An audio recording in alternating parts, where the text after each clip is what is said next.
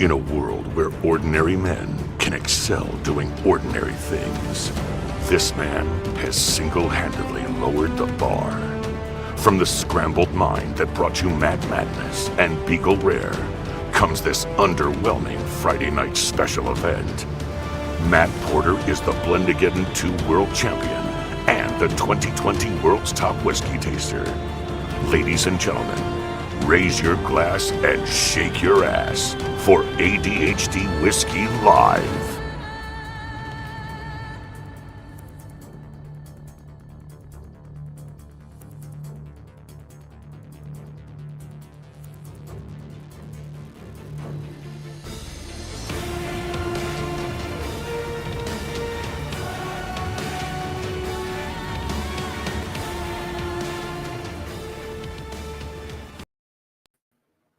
Oh, I'm tiny again.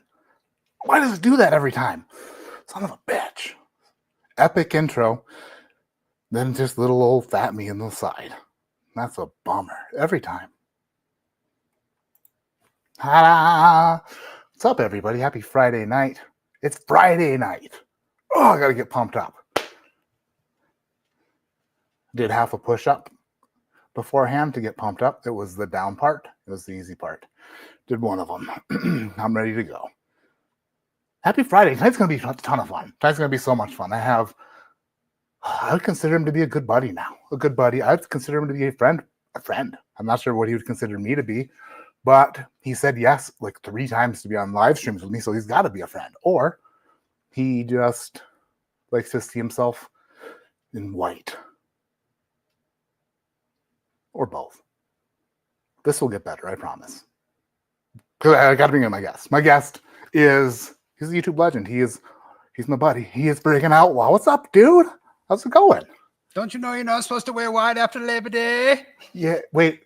Isn't it technically, if it's after Labor Day, it's still before Labor Day. You just have to circle it. Yeah. We got a month left before Labor Day hits. So see, I always get Labor Day and Memorial Day flip-flop. I don't know which, like, I always get them confused. My birthday usually falls right on Memorial Day, so I at least know when that one is. Because you got to remember your own freaking birthday, man. Mine's on Veterans Day. Oh, there you go. Every year it's on Veterans Day. And I said it before, I'll say it again. Very selfish of me. But when I was a child, I'd be like, man, today's not even about me. I had those. Then you got to throw your mom in there too, you know? Yeah, then I immediately was like, you know what? It's about something bigger, Matt. It's about something a little bigger than you. Then I tried to get bigger than it, and my BMI hit all-time highs. We should start playing Real American right now, Hulk Hogan's theme song, because you and I were both born on some very American days. Yeah, heck yeah. Well, thanks for having me on, dude. I appreciate you. Dude, I'm pumped. I haven't talked to you in a while. Yep. Not like speaking-wise.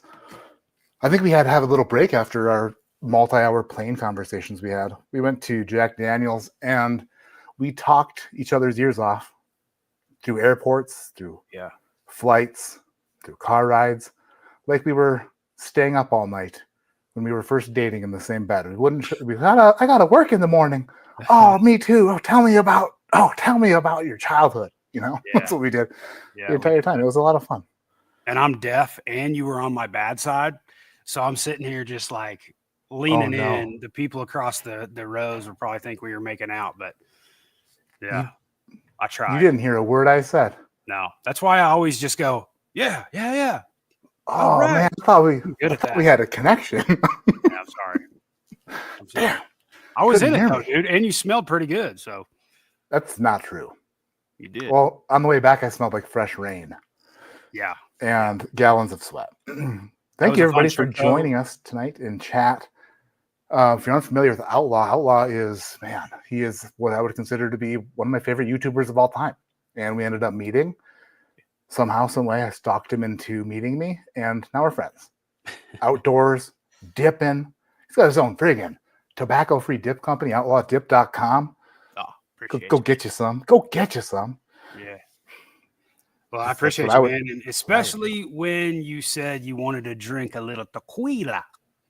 We should be wearing sombreros tonight, baby, because we're about to have some fun, dude. And by the end of this live stream, Matt's clothes might be off, folks. So stay tuned. Well, my wife asked me if I was getting drunk tonight, and I was like, I don't get drunk on these things. And she did this. I was like, I saw that. And she's like, I did do that. You could at least say, since we're drinking tequila, that, I mean, it's going to be lower proof.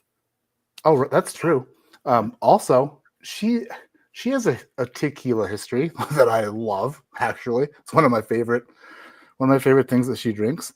Does she get sick? Actually, she doesn't get too sick when she drinks tequila. Usually gets sick when she drinks everything else, but not tequila. This is what we have at home as far as tequila goes. We have this stuff here. This is the wifey's like. Oh, I'm so happy you brought that out. I'm so happy because we have something conflicting going on with that one tonight. Conflicting, like there's drama in the tequila world. Oh yeah, well, especially with that company right there. Can you pronounce the name? Sure can. How you doing? That's what I say too. How you doing? How you doing? How you doing? How you doing? So just remember that one. All right, well, I will, since it's one of my only 2 bottles. I remember that one.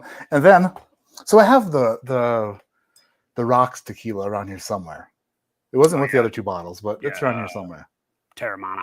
That one. And then we have this guy, unopened, but Nico. Is that a? It's a reposado. Yeah, it's Hencho, Mexico, so you know it's real. Yeah.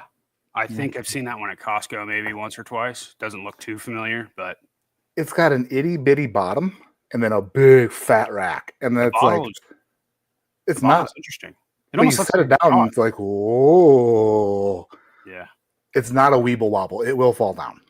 I've done it like 3 times already.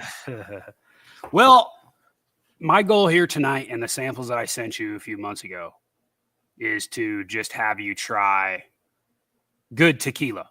That is additive free. So you're coming from the bourbon, the whiskey world. Tequila is there's like two sections of tequila out there. There's additive tequila, there's additive free tequila. And you notice a lot of liquor stores now, especially when you go into tequila sections, they'll have like yellow stickers or red stickers, at least what I've seen at the liquor stores I go to now, where they will tell you which ones are additive free. Because a lot of people, decide like, hey, if I'm going to drink something that's, going into my system, I want to drink additive-free tequila. So I know your mind's going. What type of additives are we talking about? Are we talking about sugar? We're talking about sugar. We're talking about vanilla syrup, which is a big one. There's tons of things. And the law states, don't quote me on this, but I think you can have up to 3%. It's either 1% or 3%. One of those, I think. Probably somebody in the chat knows. Sure. But that's additive tequila. All the tequilas that we're tasting tonight are 100% additive free and so hangover free, pretty much. If you drink them straight, just like a whiskey, it should be. Yeah, I mean, I think that's a little bit of a myth, but it's. I've had some nights where we've drinking a lot of tequila, and I for sure have a hangover in the morning. So. But I do. You say what? Nothing. I just, I'm terrible at talking when other people are talking. It's just, I have a very strange cadence. So I'm the same way because I'm deaf. So I apologize if I ever do it to you. But yeah, so I'm going to be in the chat too because I know some people are going to correct me when I'm wrong. But I'm a big tequila guy. I'm a big tequila guy. So my collection of tequila is almost as big as my bourbon collection. And honestly, the only reason that probably is because tequila is Jason, yes.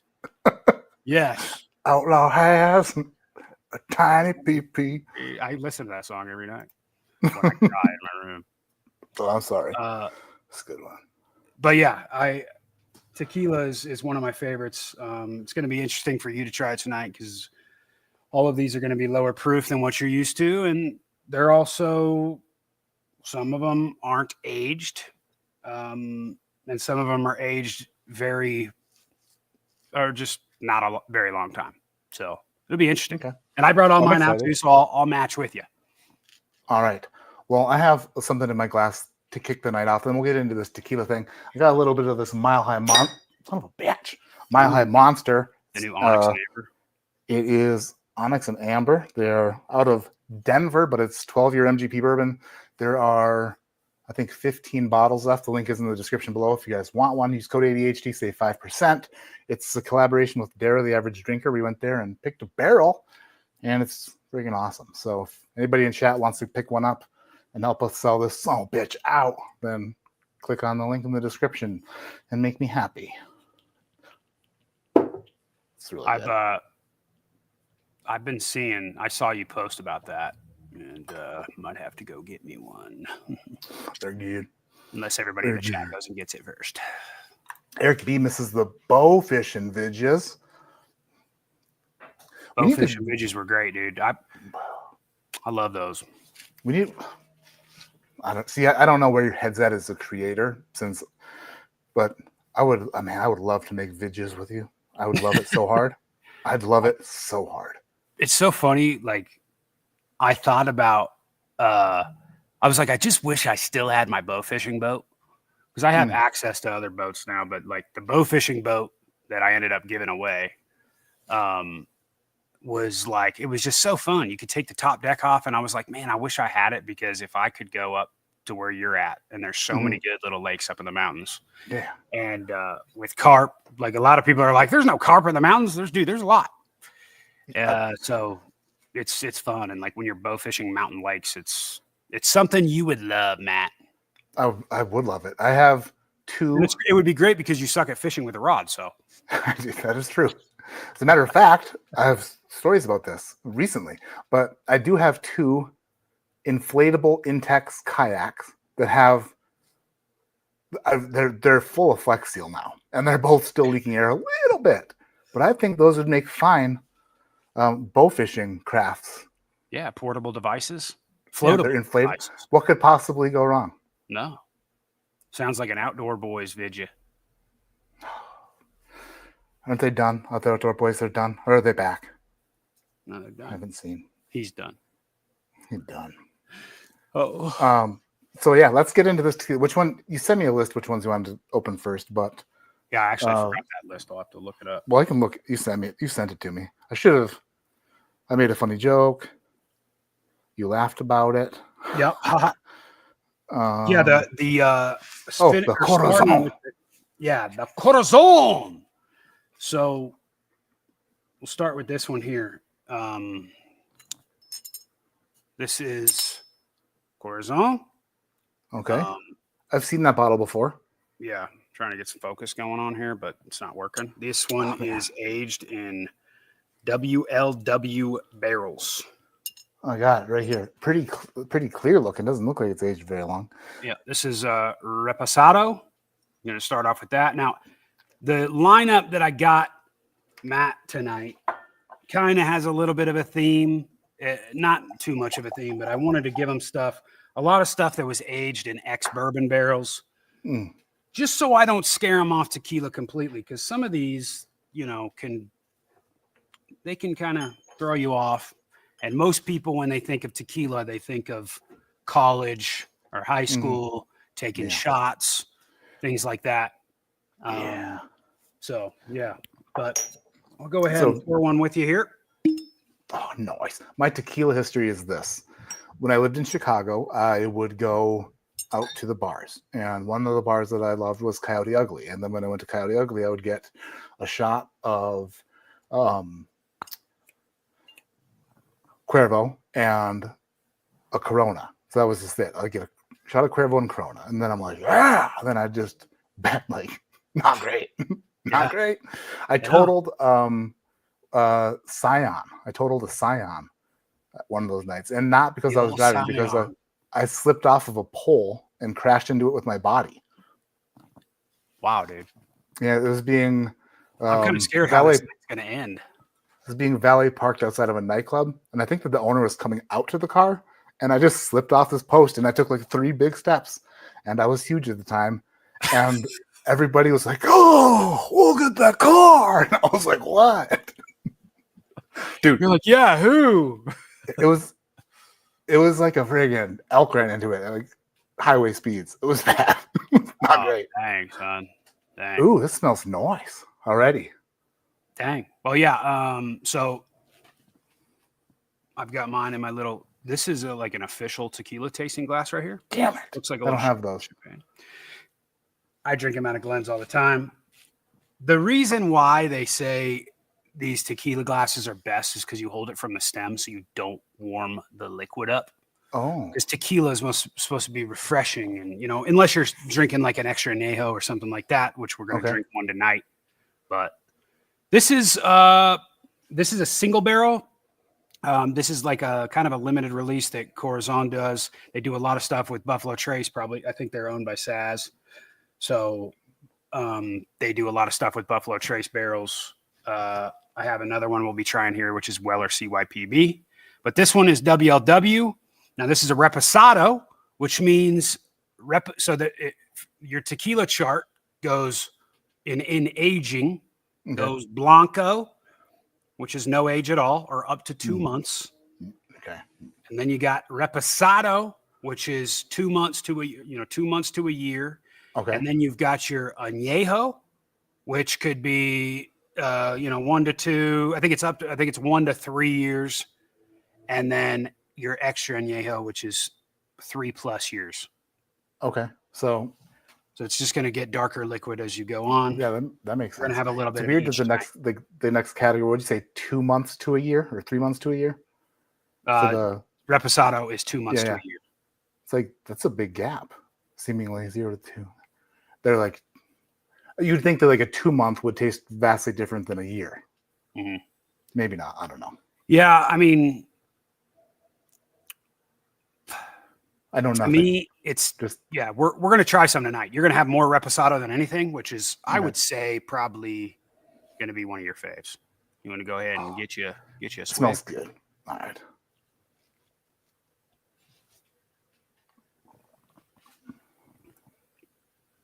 Oh, this one's 80 proof.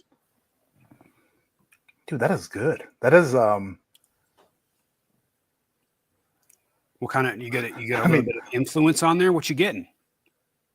So on the nose, it smelled like a warm something that you would rub on a sunburn that you could also eat. Like some Bengay or no, like an aloe, like a noise aloe vera or something. Yeah. I do get that, and you're probably getting that.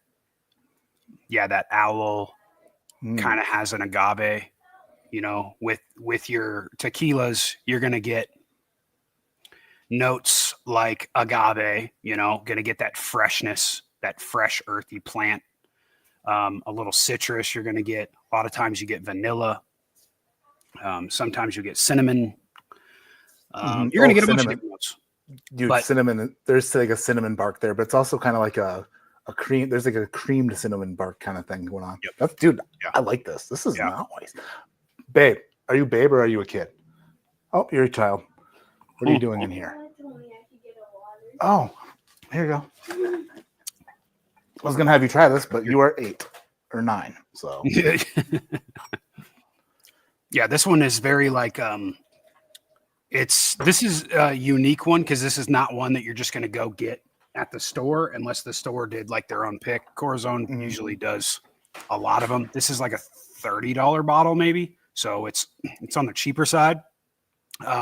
This is what they used to come in, just kind of like these smaller bottles with the cheap kind of labels, and this is how you used to always see them. They used to have this tag, and now they started doing a little bit nicer of a bottle here, a little bit longer.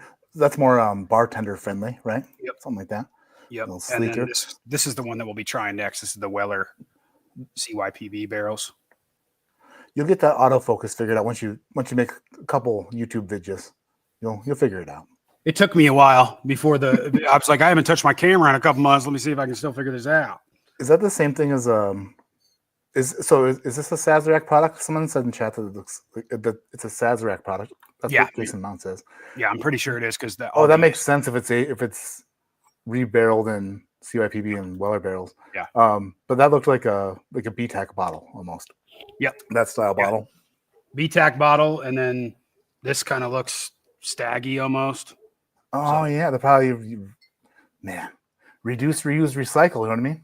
Yep. Well, and all Corazon has been doing lately is literally just finishing it in Buffalo Trace products. So Makes sense. finishing it, and it's always like the nice ones. It's always like SAS 18, WLW, CYPB. It's always something, nice. But yeah, this is like the perfect place to start. I think this is the cheapest bottle we have up here. And 80 proof. It's not too bad. It's just kind of like it's an easy sipper, but it's refreshing, not too heavy. If that was the only thing that you sent me, I would be thrilled with tequila. That was it has. So I think that as a whiskey drinker, a lot of new whiskey drinkers, when they taste something that doesn't have that bite that you remember from Jack Daniel's No. 7 in college or whatever. Yeah. You say, oh, that's smooth. But that's honestly how I would. And my first thing in my head was, oh, that doesn't have that gnarly bite that a lot of tequila has. Right. It's a lot more gentle, a lot softer. Yeah, and a lot of people think that tequila has more of a bite than it does because the only time they ever drink tequila is when they're taking a double shot of it. You know what I mean? Oh yeah, that makes sense. Or they're drinking it in a margarita or something that's very acidic, and they're just like, oh yeah, oh my gosh, yeah. You know what I mean? Yeah. But it's like when you actually have these, and my whole lineup for you tonight is mostly barrel influence. Mm-hmm. Just because I think like that's where someone like you needs to start getting into tequila.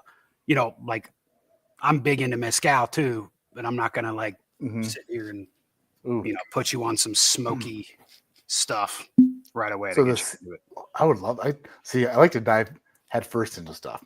I think one of the very first Scotch flights I ever did, my buddy DC sent me the nastiest high peated stuff.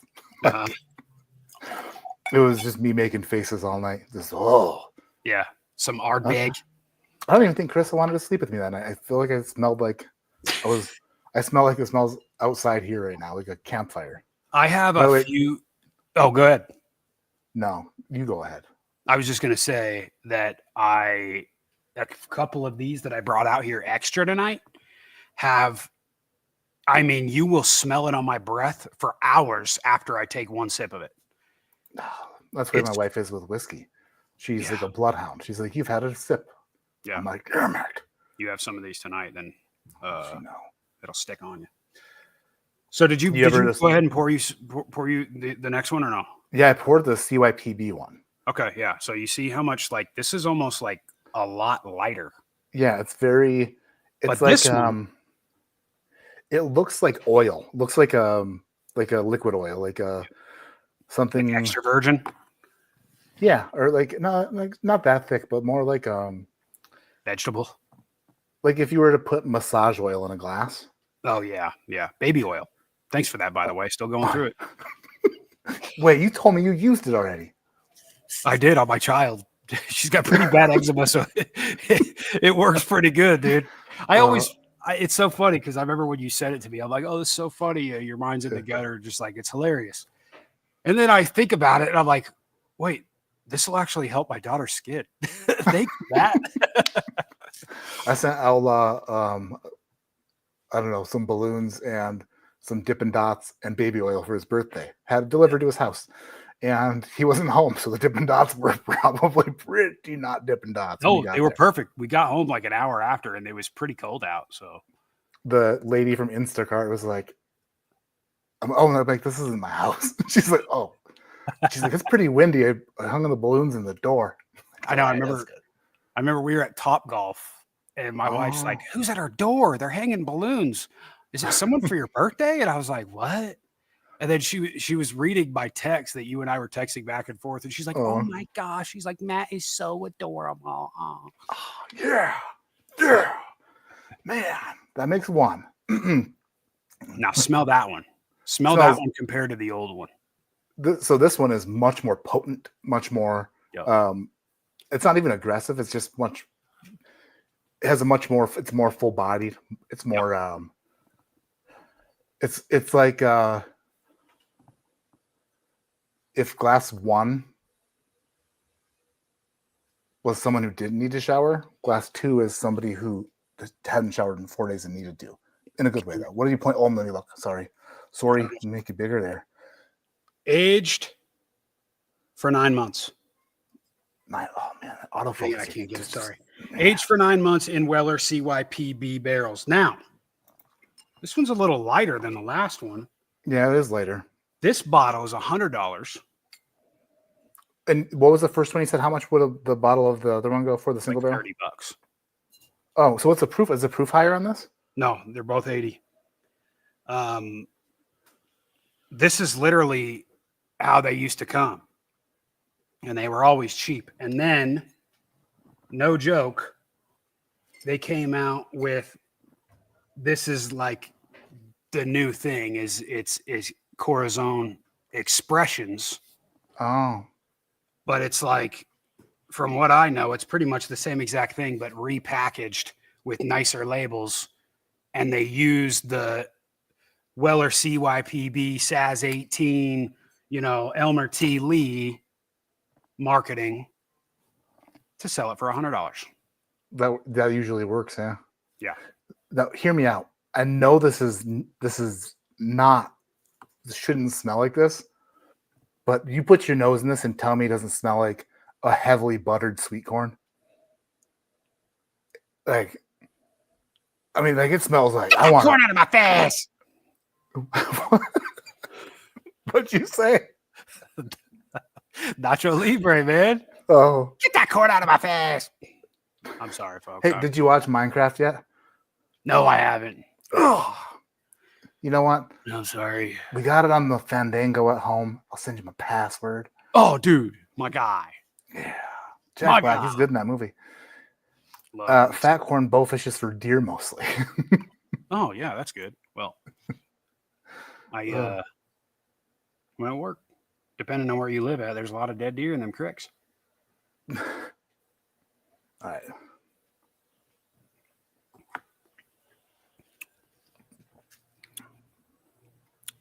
Oh, this has another gear to it.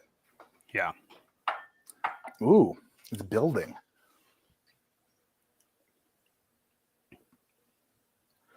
That is so much different than the first one. Yeah. But other than the finishing barrel and the time, it's the same tequila finished in different barrels just for different lengths of time. It's not even a different barrel. It's a Weller barrel. Yeah. Weller CYPB. But there's no Weller CYPB barrels in a warehouse. It's like Weller. It's the same mash bill. It's the same. You know what I mean? Yeah. Like, they're just using the marketing. That's what I'm saying. I'm like, they're using it. It could be the exact same thing as this, but this was finished in WLW, whatever technically that's going to mean. And now they're selling the same thing. This, I got this. I have like 3 of these because I liked it so much when I first started getting into tequila. So these are from like 2019 or something like that. And then this is just as of 2025. So this came out earlier this year. Okay. So it's basically like, I don't know if they're just trying to, because I mean, this could be aged for 9 months too. This one, I don't know if this one didn't say how long this one was, the cheaper bottle, but it could literally be the same exact thing. They're just now selling it for $100 using the marketing of Buffalo Trace to their advantage. Smart. Mm-hmm. That leaves. So weirdly, I mean, agave is they use it for a sweetener. It's a sweet plant, right? It's like a. Yeah, you'll see it in like, they sell agave nectar or something you put in your margarita or, in cooking. This almost leaves a sugar aftertaste in my mouth, like you drank like a soda, like a full sugared soda, and then it leaves the film in my mouth without the feeling that I have bad breath from it, like the sugar bad breath. Yeah. Yep. Huh. Like you just ate like a bunch of sour candy or something almost. Mm-hmm. Yeah. Interesting. The first one didn't do that. This one is kind of like, it's like a dusting, a layer of. I think it. Corazon. Yeah. I don't know. To me, it's almost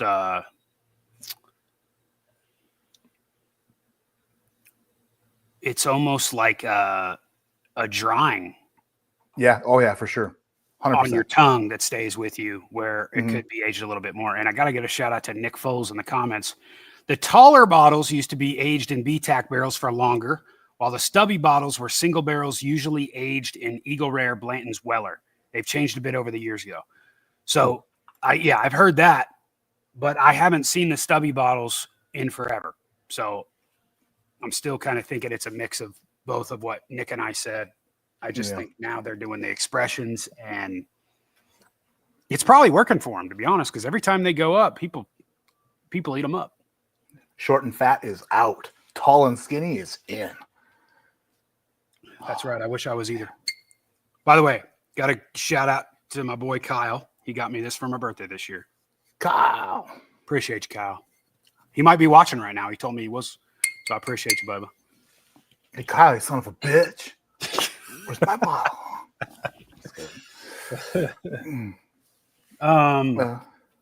So let's get into agave really quick, because I'm not fighting you about this.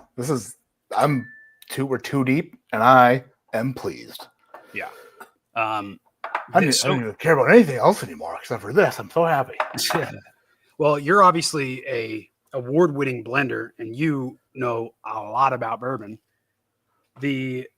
This is a spirit that is just so different from bourbon, and that, you know, bourbon, you're going to have mash bills, and you're going to have different types of corn, barley, rye, all these different things that could be in your whiskey, where this is just strictly made from agave.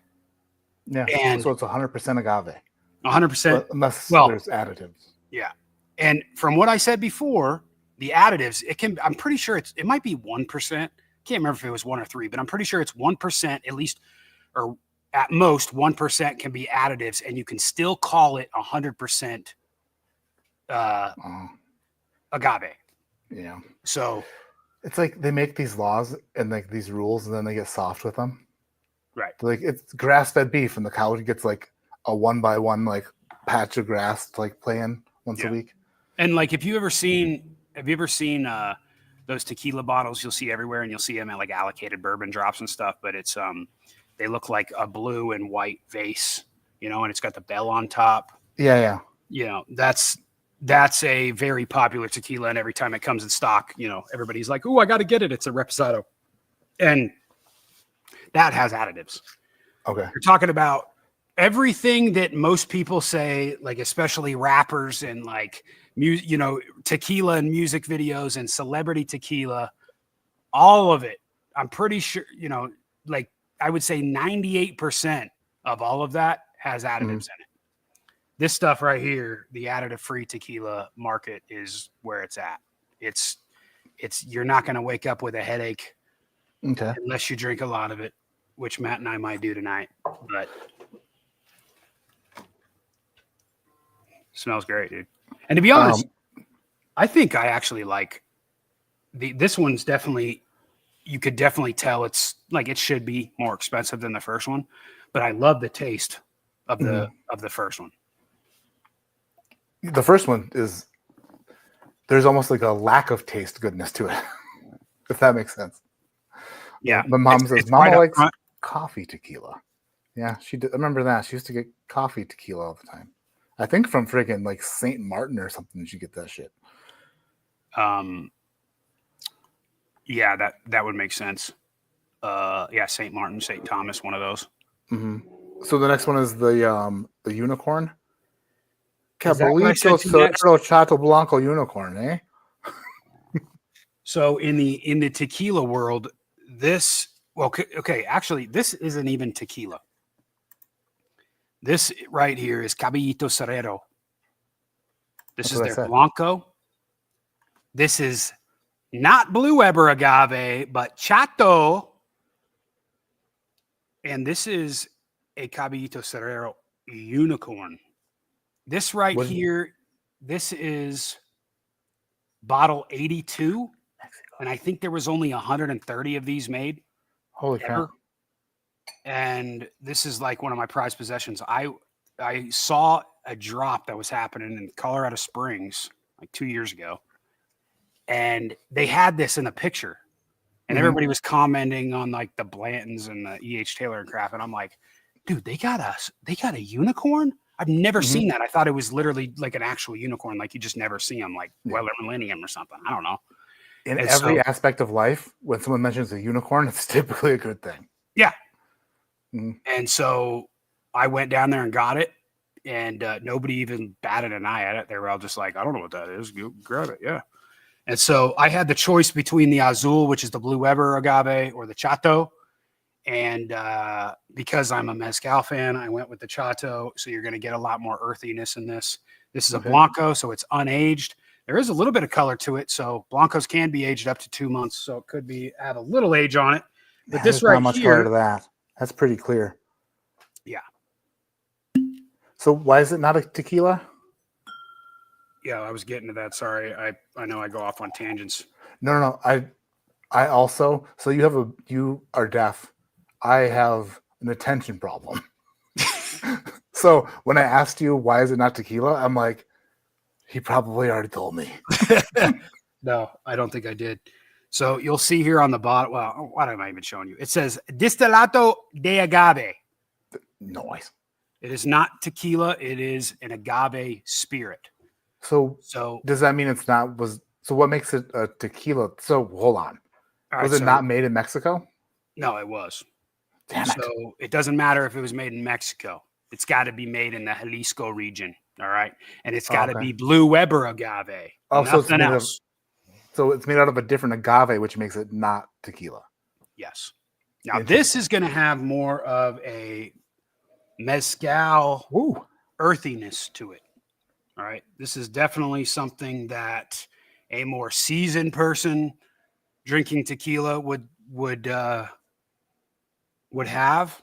I mean, do you smell the earthiness on it? It's like you can smell the clay that this agave came out of. It's just beautiful. Unaged. Like I said, there's a little yellowness to it. It could have been aged for a couple weeks, a couple days. This Caballito Cerrero right here, these guys are like very secret. They're old school. I've got another one up here. And you notice how it's got a horse on there. Okay. Yeah. You notice the unicorn. Yeah. But the rest of them, they have horses. Okay. Now hold that how you doing bottle back up. Oh. Harder. Oh, it's got a horseshoe. So that company right there. Yep. And Caballito Cerrero in Spanish means horse with no shoes. The guy who started How You Dan then got kicked out of his own company, and then he started this. Well, that's not good.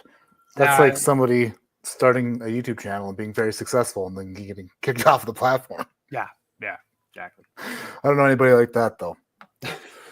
I don't know if that story was 100% true, but that's the story they have behind their brand that I love. So I want to smell this harder. Yeah, that's going to be completely different. Huh. Oh, so there are additives in the Harry Dern, isn't there? Probably. Smells much sweeter, but yeah. So smelling that and then going back to this, now I'm picking up on the earthiness that you're talking about. Yeah.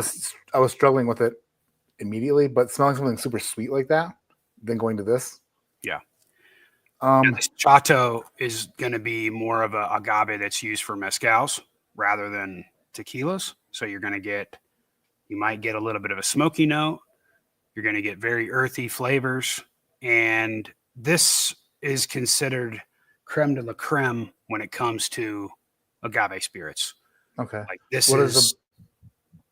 is like the George T. Stagg, the WLW, the King of Kentucky of the tequila spirits world. It smells fantastic. I would love to walk into a place that smelled like this. It's like a man. It's like a candle, but like a candle I've never smelled before. You know what I mean? Yeah. You're like, what does that smell like? Oh, I lit candles. And you're like, what kind of candles you got? Yeah. Like unicorn candles. They're really rare. This one is gonna translate well to you, I think. It smells when so you take good. a sip of it.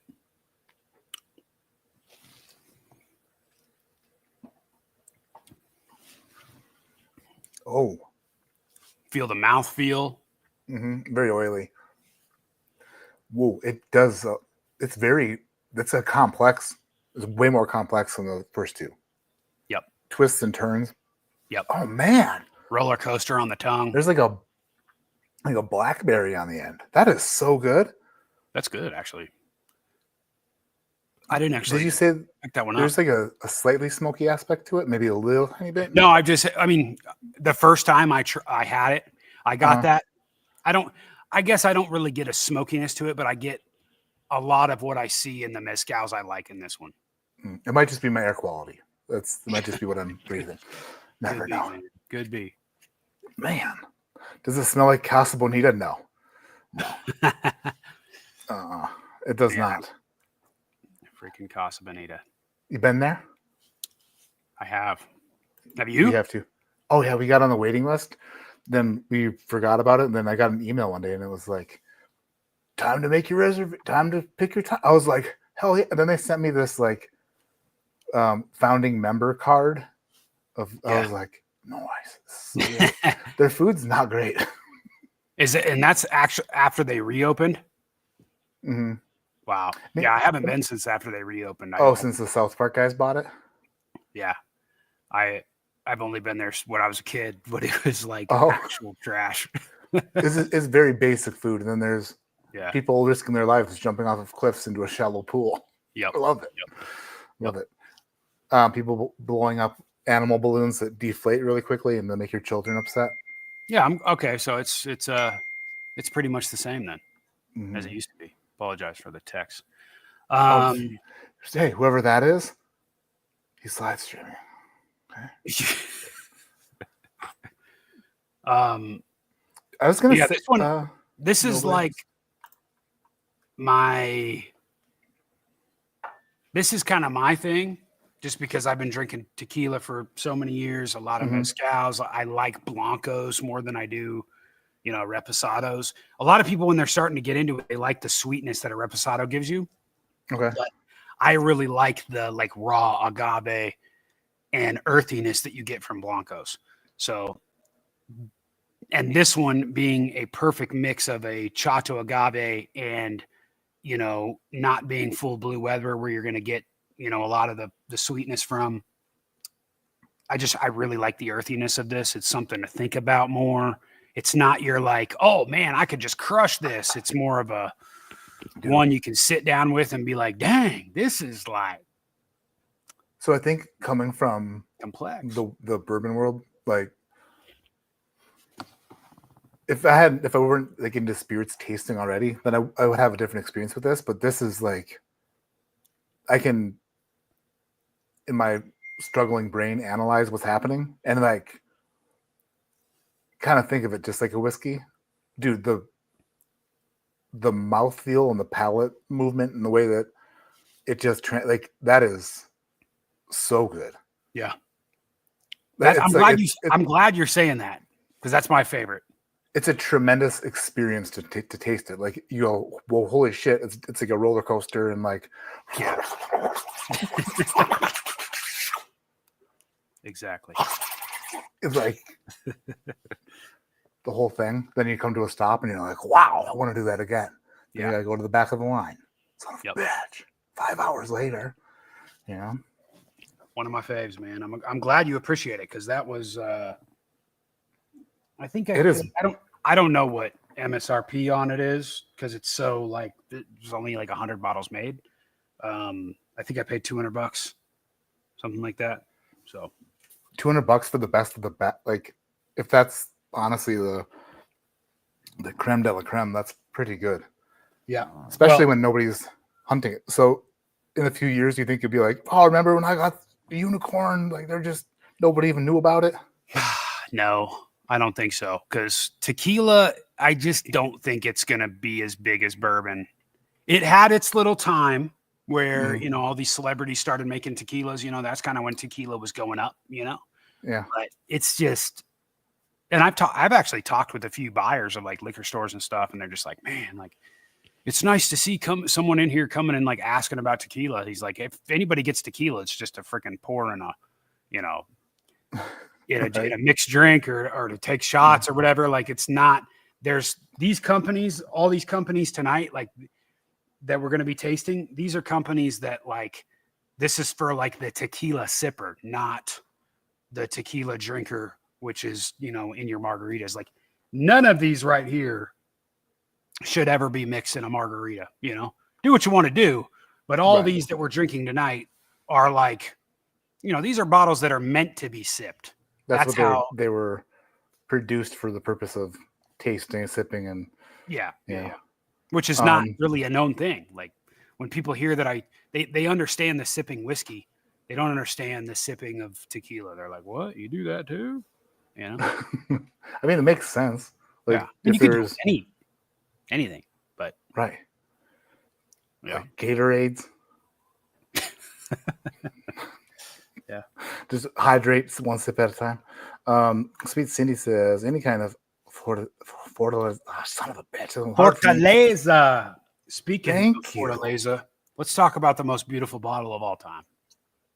I appreciate when you help me out with words. It actually, honestly, makes my day. It helps me out a lot, and not a lot of people do it, and I wish more people would. Zoom in on this puppy right here, dude. Oh, I'm gonna make you big. Make me big, dude. Look at this hand blown custom glass by Fortaleza. Beautiful, handmade. Each one of these is handmade. Yes. Agave plant cork. I mean, such a beautiful bottle. You just Billy Mays the shit out of that thing. You're like, bringing the camera closer. Dude, Beautiful bottle, handmade cork. I am a sucker for bottles, dude. And this one is so It is beautiful. I mean, it's a hefty sucker, dude. It's the cork is it's made out thick. of agave. It is thick. Yeah. This one, It looks heavy. It looks like you're struggling to even hold it there. yeah, it's Yeah. it's my lots. Yeah, you don't want to lip it because they'll give you a shit for lip it. You got to hold it by the belly too. Yeah. I gotta. There you go. Yeah. I think the next one we're having, what do we have on the list? Is it G4? Next on the list, you wouldn't believe it, but it is G4. Oh, good. Okay. G4 So repo you put on there. Reposado right here is the best tequila. This is what everybody. I'm trying. Hold on, I got trouble. That's a finding it. full sample. Come on. Yeah, dude.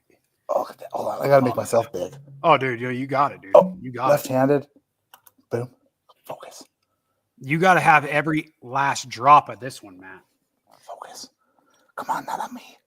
On the fill level. It got it. It got it at the beginning. We got it. Oh, there you go. Oh, look how. Oh, that was so no. close. So full. It's all the way to the tippy top. Yeah, dude. I don't mess around, bro. I don't mess around. So you said this. I'm sorry. This is like. This I said is the other one was the best. okay. Well, if somebody is getting into tequila, now that okay, if you're getting into tequila, I wanted to give it to you because you appreciate other spirits. But this guy right here, you're talking, especially with the price of some tequilas, especially from this company, this is the best.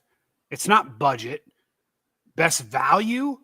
And in my opinion, this beats everything on your regular shelf right here.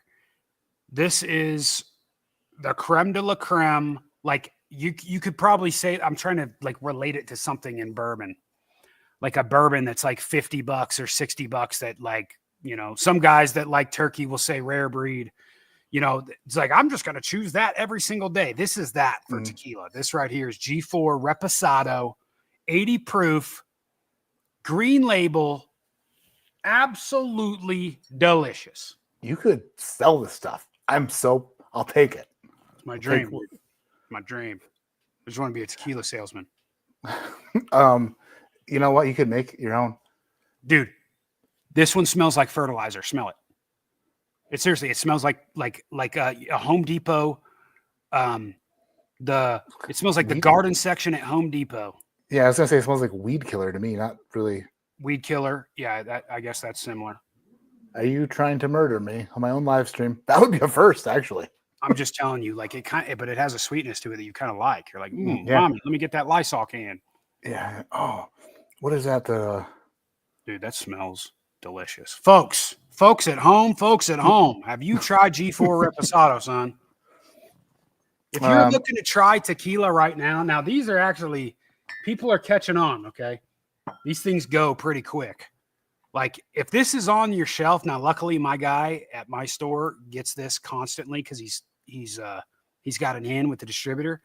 But like, these things fly off the shelf, and these are actually allocated. This is kind of like this is kind of almost treated as like your well, I guess at some points your Buffalo Trace, like, you know, your regular $25 or $24 Buffalo Trace.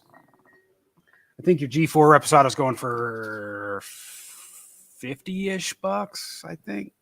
Okay. On that 50. So it's a great value, but it's not hard. It's hard to find, but when you find it, it's at a reasonable price. Yeah, and sometimes you can go into a store where nobody knows what it is, and it's just like they got a case sitting on the shelf. Mm-hmm. But from at least where I'm at, and a lot of people around me kind of know about tequila, and they kind of hit all these liquor stores. Except my store, it's like I don't ever see it anywhere else right now. Huh. It's super unique. Isn't it unique? It's definitely the garden section at Home Depot, Lowe's. Like, it's like you smell. There are layers to it though. Like, I'm picking up, there is like a little bit of cinnamon in there. Mm-hmm. And then, man, it's weird shifting gears into a completely different realm, but that's what it's like. Oh gosh, dude, try it. Just try it. Okay, I'll try it. I'll shut up and I'll try it. My brain's working on a different. It's like I'm trying to access a different part of my brain that's not like caramel and friggin' burnt sugars. Baking spices, which is actually funny because you can get some baking spices on some tequilas. That is just so smooth, subtle, sweet. It's buttery. It's just, there's vanilla, like a hint of vanilla, and it's just beautiful all the way through. I want to see what you have to say. Weirdly, it kind of reminds me of the outdoors. It kind of reminds me of like camping, like just like you're making something over the fire, but almost like not the smoky aspect of it, but like just there's like the raw, earthy, airy. Mm-hmm. Yeah, it's fresh. Like, this is fresh earth. But like a part of earth that I'm not familiar with. Like, I want to go see it for myself. I want to go smell that earth. Yeah. Like outside of the smoking barrel saloon. Like that. Did chat make that one for you? It was like the playground. Yeah. By the way, I have an entire pitch for you if my house burns down, which it doesn't look like it's gonna. The fire is now 31% contained, which is really good, and we're in the clear. So, but Outlaw did say, and I have it in text message, he said that if we have to get evacuated, we can go there. And I said, don't make me want this. But anyway, if it ever happens, I do have. And I said, the girls stay in the house, you can stay in the barn. Yeah. Wait. You can stay right. You can stay in this chair right here where I'm sitting, dude. By myself. looking at all the animals on the wall. Yeah. Wondering if one day it'll be me up there. I got a real hog. There's damn it. There's definitely plenty to look at. But I have, so this is a pitch to you. I have thought so in my brain, in the wishful thinking part of my brain, I've always wanted a podcast type of thing. And I know that I don't have the podcast voice or the podcast cadence or rhythm, or even necessarily like the ability to do it, but I've always wanted to do one. And I was thinking I could do a podcast with Outlaw. It's a spirits related podcast, and it's called The Smoking Barrel. The Smoking Barrel. Because it's Wild West, like, Smoking Barrel, right? And then listen, I have by the way, this is tremendous, but also need to pitch it. Okay, let's hear it. We have different segments of the podcast, and I've Okay. never ever have I ever thought of podcast segments for anybody else but Outlaw. All right. We start off the podcast with a little segment called From the Hip, where it's just a blind taste. Like, oh, what do we think this is? It's a from the hip drink. We're like, what are we drinking? Yeah. We don't know. It's a blind pour. Then we do the roundup. The roundup segment. We talk about something, what's been going on in our lives, a little bit of a roundup, right? Yeah. And then the smoking gun. The smoking gun is like a news story or like some like dirty detective case that we need to talk about. Like the dude who got like the killer who killed those people on the trail who was a teacher. Like, what was this? We got to talk about something that's in the news that we need to get down to. Like, talk about this. We got to relate to people. Right. Then we get into the meat of what we're talking about, that podcast. And then little segment called Wanted. Wanted is like, it's a big wanted poster. It's like, like, you know, picture like the whole, like the video coming through, like wanted, you know, like, I'm a wanted man. I don't know what song that is, but it's a good one. And then it's like, these are bottles we're hunting for. Oh, like, man, I saw this in the wild.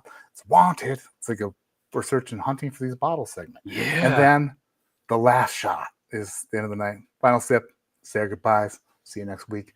Man, that's a pretty good podcast. And then, and let me input something. We'll be, in front of. I don't let anybody else talk on my show.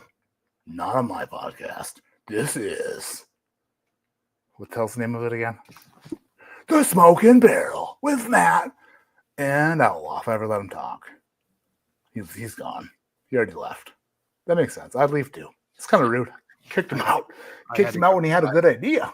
I had to go cry. I was gonna say that we should have a green screen and ride off into the sunset together, holding hands. Oh, I thought you meant a horse. Yeah. But you cut me off. So I will That's never not bad. forgive you now, and we'll never do that podcast. So Yeah, I know we'll never do it. yeah, and you can't stay at my house anymore, dude. Find a Holiday Inn, bro. We're more in Moving Motel on. 6 land right now. We're in Motel 6 land. They'll at least leave the light on for me.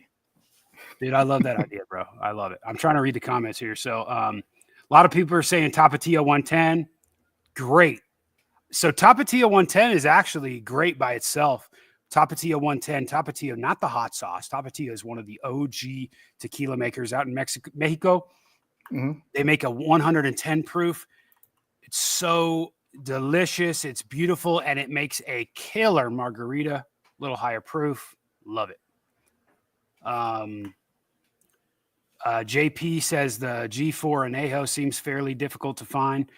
Yeah, I have one, and I think my guy got one time, and I just got lucky. It was on the shelf. I usually go in once a week and look at tequila, and he's always gets excited when I'm over in the tequila section because apparently nobody ever buys from there. All the middle-aged guys are always in the bourbon section, and then it's just me, with little old me over in the tequila and tiny little mezcal section that they have. There's little old you. Yep. Little old you. What do we So got? was the unicorn higher proof than, or have these all been? Because I felt like it's weird because even at the 80 proof this one's at, Yes, sorry. it seems. What's that? Yes, this is at 55, so 110. Okay, Apologize it's just for more. that. That's all right. But we're back down to 80 again, right? Yep, With we're the back down to G4? 80. Yep. But I this forgot to holds mention up. that. It stands up to it though. It stands up to the unicorn as far as flavor and like, Yes. yeah. It's not like. Yeah, when it comes to reposado, like I will tell everybody, if you can find this, I give this as gifts. Like this is a perfect gift bottle for someone who's trying to get into tequila or loves tequila, because I got a case of this. Anytime my store stocks up on G4 reposado, I'm always in there grabbing some more, because this is like, and I'll admit, I make margaritas with this sometimes, probably because I have a case sitting on my floor, but like this makes like such a beautiful margarita. It drinks awesome on its own. It'll make a kill, like whatever, like any kind of tequila drinks that your wife might like, a Paloma or something like that. Maybe, I mean, it might. I haven't tried it in a Paloma. You're going to add some grapefruit in there. It's going to be good. But this is like the number one reposado that if anybody says they're trying to get into tequila, I'll go and grab them this bottle. Dude, that was the one we just tasted, the G4. Yep, the G4 Repo. Damn, it's absolutely delicious. That is like, you're blowing my mind. Yeah, I thought I liked you before. I like you even more now. Yeah, I remember the first time you came over, you saw my little tequila collection, and you're like, "Oh yeah, I'm really into tequila, dude." So it's come full circle here. This is the only time I came over. Oh yeah, sorry, it is the only time you came over. You've changed your address. Yeah, Google Maps. Can't find it anymore. What did I do we do next, Jason? I don't know. Oh, I ruined it by Fortaleza? kicking him out. Yeah. I do have a bottle of Lalo somewhere too. I know I have a bottle of Lalo. Lalo is great. Where did that go? Huh. So Lalo is actually, okay, let me not get this right. I'm pretty sure Lalo is the grandson of the gentleman who was the master distiller of Don Julio. Don't quote me on that. Pretty sure, but he's got tequila lineage in his family. He started Lalo. It's great stuff. They came out with a still strength. So like you're in your tequila, you know, you have your barrel proof. Yeah. You're gonna get that in your still strength tequila. Sure. So yeah. Do you know how? By the way, I'm going to put this on the screen so that we don't forget, because I want you to answer that too. But favorite affordable mezcal? It's a good question. Go ahead. How high of proof do things come off the still? Because the reason I ask is, it seems like these must be. It doesn't feel like there's a lot of like the oiliness and everything to them doesn't seem like there's a lot of water added to them. It feels like these are, I don't know, like full flavored. I don't know, like what is a still strength offering? So I brought this baby out. This is my pride and joy. It took me a long time to get one of these. This right here is the Caballito Herrera Puntas coming in. You do the math, Matt. 68.7%. 103. 68.7. Do the math again, bud. 137.4. Damn it. I forgot what you said. 68. 68. What is that? 130. 137.4. 137.4, right? Probably.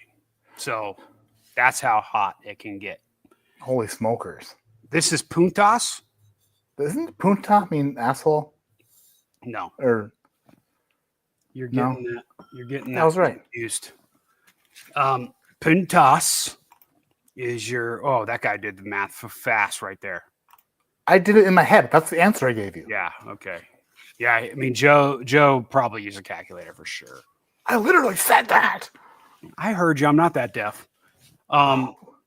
So your Puntas, which is this guy here, which is going to be your like. This is your Puntas is. Don't quote me again, but it's going to be a different part of the agave. It's going to be towards the head of the agave. The flavors in the agave plant. Let's use this cork of the Fortaleza here. You're looking down here. The middle's the heart, and the tip here, down in this region or up in this region, all the flavor is going to sit in that area. And the Puntas, which is that part of the agave plant, they're going to use that for these high alcohol content ones right here, and you're going to get the most absolute flavor. So drinking this, almost a freaking hazmat tequila. So not only is it still strength, but it's also the most flavorful part of the plant. Yes. So it's a double whammy. Yeah. And so you'll see different companies like Tequila Ocho, which we're going to have here in just a minute, and Caballito Herrera. They come out with Puntas releases once a year usually. And that's kind of like their high end stuff. So Tequila Ocho, I have one of those. Their Puntas last year was 108 proof. They call it overproof, but they're always usually really high in flavor. They're always a Blanco. Is the Puntas the one that you didn't send me because you said that you didn't like me that much? Yeah. Yeah, sorry, bud. That's all right. Next time. I just don't know if I really get into that yet. Send you more balloons. Send you more balloons. More baby oil. Yeah. A couple more bottles of baby oil and we'll be ready to go.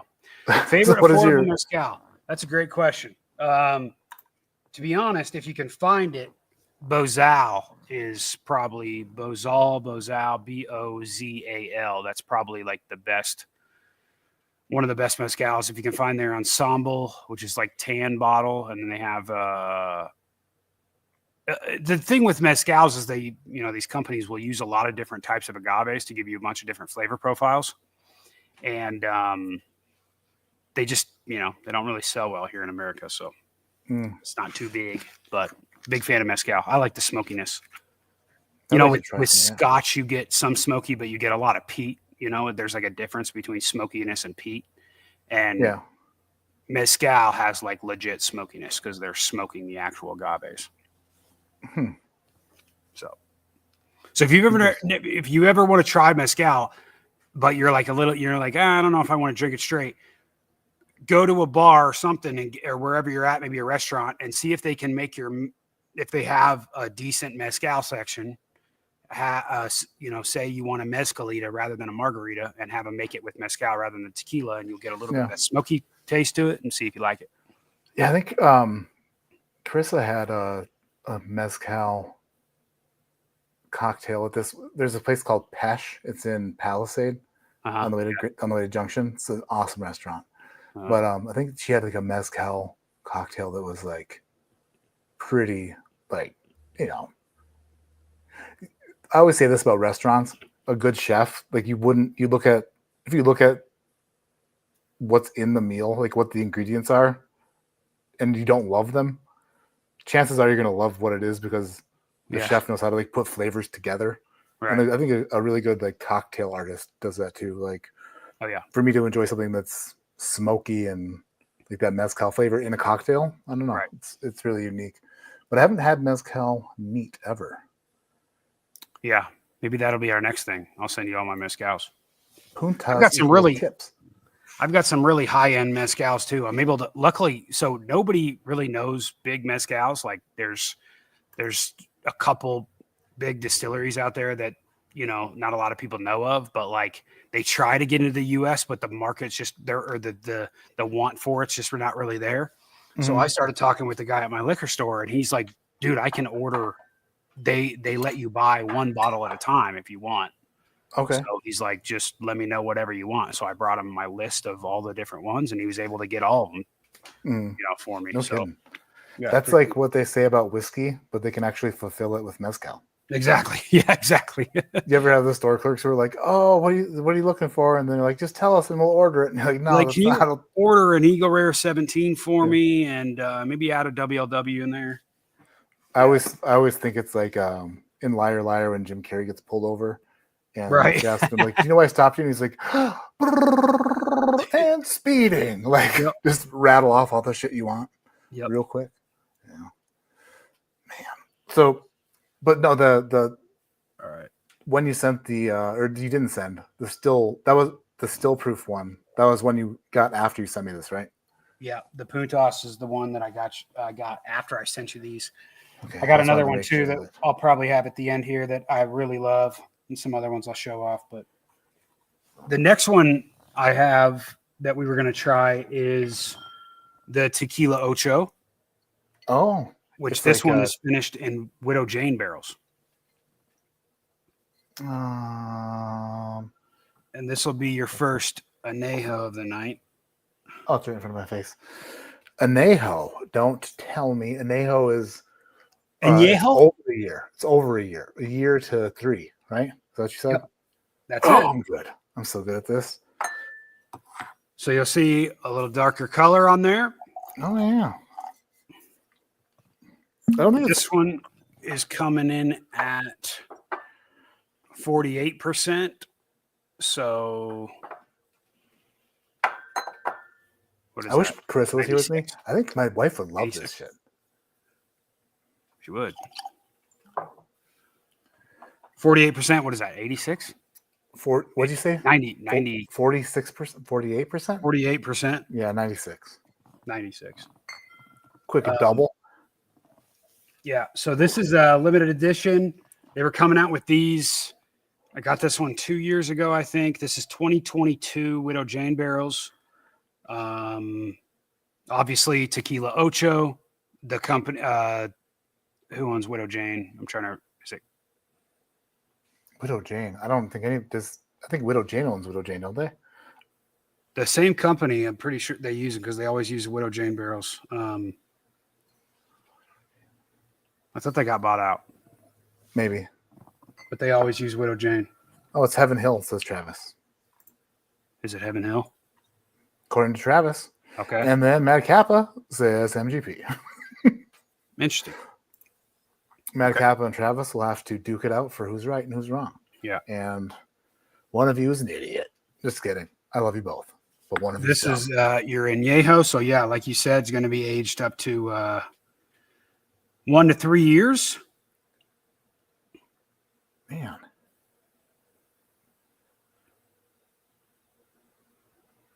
These keep getting more and more because of the barrel influence. Yeah. It's they almost smell more sticky, like more gluey. Not a glue smell, but like Right. sticky in a good way. Yeah. I feel like More you could gooey. just like It gets gooey. It's like it's going to stick to your mouth a little bit. You know.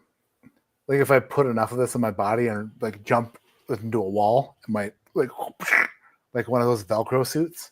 It might, or maybe just a piece of paper to the wall. Definitely different there. And I did look it up, and Heaven Hill does own both these brands. So Oh, boom! Travis was right. In your face, Mad Cap. I asked chat, dude. I asked chat. I'm just kidding. Oh, he says was MGP. Never mind. I'm You're sure. smart, too. I'm sure it probably was. So, yeah, try that one. I can't stop smelling it. It smells so good. Yeah.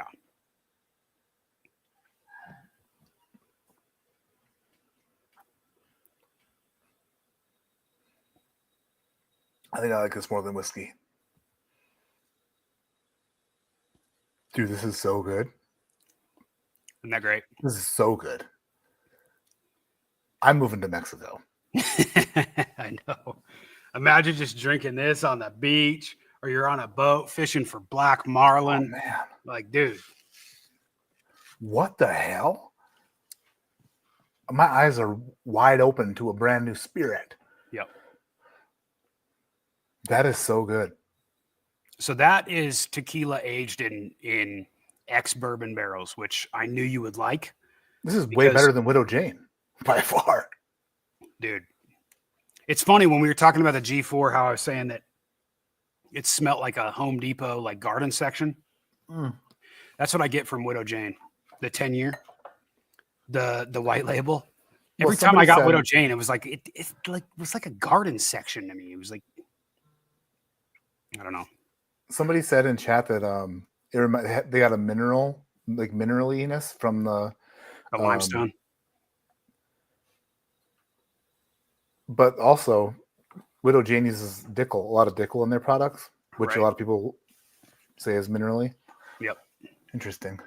Man, that sticks around. That is it is just adhered to my tongue. You definitely get the most oakiness in that one than all the other ones. And I think when I'm saying adhere, like I have the same feeling, I think, on the CYPB one, I believe. Uh-huh. And you said it was a drying note, which makes sense if I'm associating the dryingness with oak. Yeah. Possibly. Yep. Well, the drying, it's like, I don't necessarily know if it's dryingness, because sometimes like you'll have like maybe a Knob Creek 18 or something where it's like you'll drink it and you get the oak, but then you get the drying note on your tongue where it's like your tongue's like dry, like for sure. This isn't necessarily drying where it's like my tongue's dry, but it's like I think it's just me saying that because I'm getting oak presence in there more Yeah. so. But it does Well, have they're that, like, going hand in hand. yeah, like I don't know why I'm thinking this, but it's like if you lick a 2x4 or something like that, and it's like you're, you know, that's almost what it is sometimes. You know, Mm-hmm. that's what I mean by the dryiness. No, I can feel that. You can't look at 2x4 for very far, probably like 2.5 inches before you're just Saliva totally dried runs out. Yep. You have to So- resalivate after that. Yeah, that, in my opinion, is probably the one that I think you'll like the most out of most of those, just because it's aged longer. Mhm. It's in ex-bourbon cask, even though it's Widow Jane. It's I think tequila is like finished in bourbon barrels. Mhm. It's always good. Like, I've never had one that I'm just like, it kind of sucks. Like, they're all good. I think the sweetness that the agave brings with the little bit of barrel influence, because you're not talking about, 8, 9 years, 10 years. You're talking, a year, maybe 2. Absolutely delicious. Now, I wanted to have this one first because this one is finished in ex-bourbon barrels. Where the next one we're going to have is an anejo as well, but it's not finished in ex-bourbon barrels. It's just finished in your regular white oak barrel. So like a new char or like a new char barrel? I don't know if it's virgin or not. Let me Whoa. look. Classify it however you'd like. I say new char. You say virgin. No big deal. That one is, which one is it? What are we looking at? The new Fortaleza? The Fortaleza. The anejo. That sounds like a motorsports video game. Fortaleza.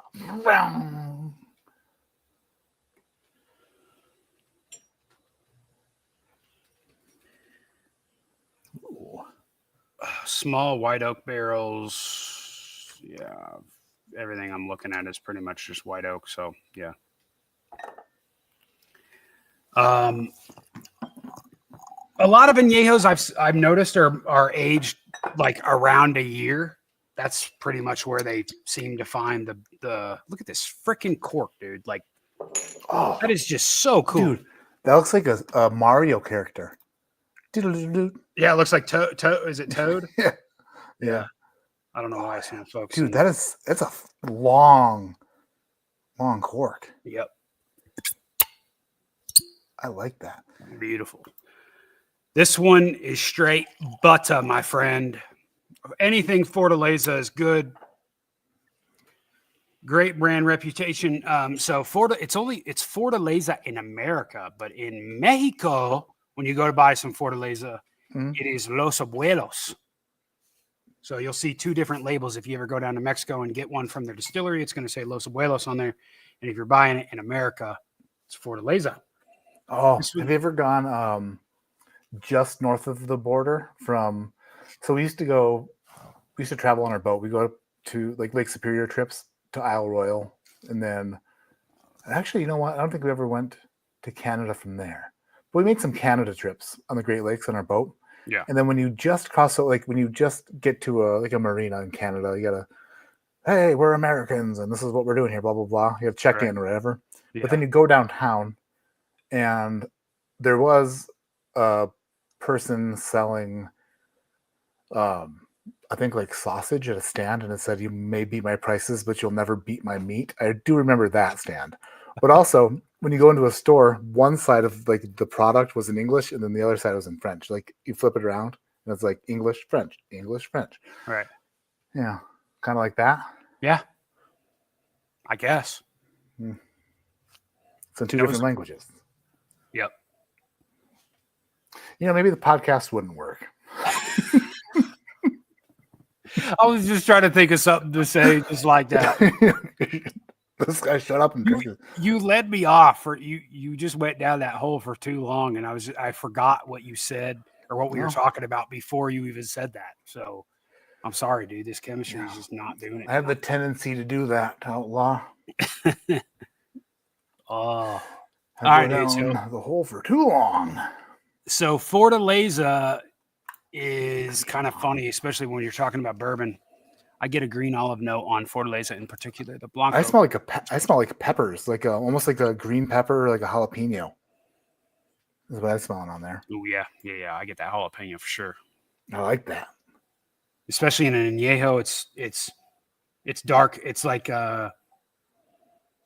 almost, I wouldn't say prune, but it's like a dark fruit.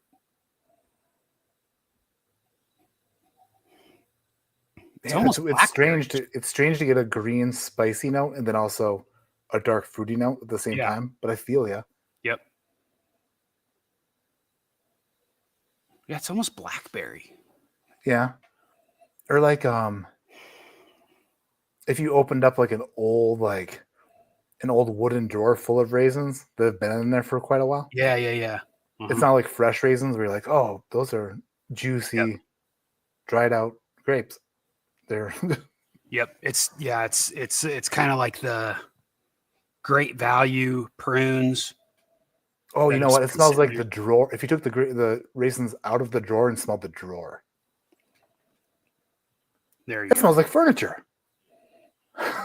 Now I'm getting a little like furniture cleaner on there.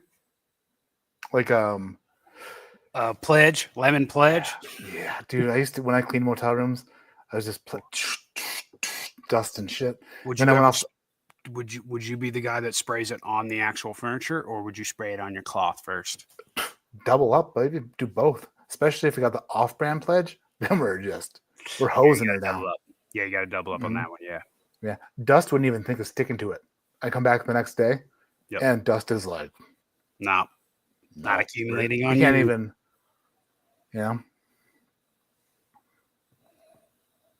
It's like dust repellent at that point. Oh boy.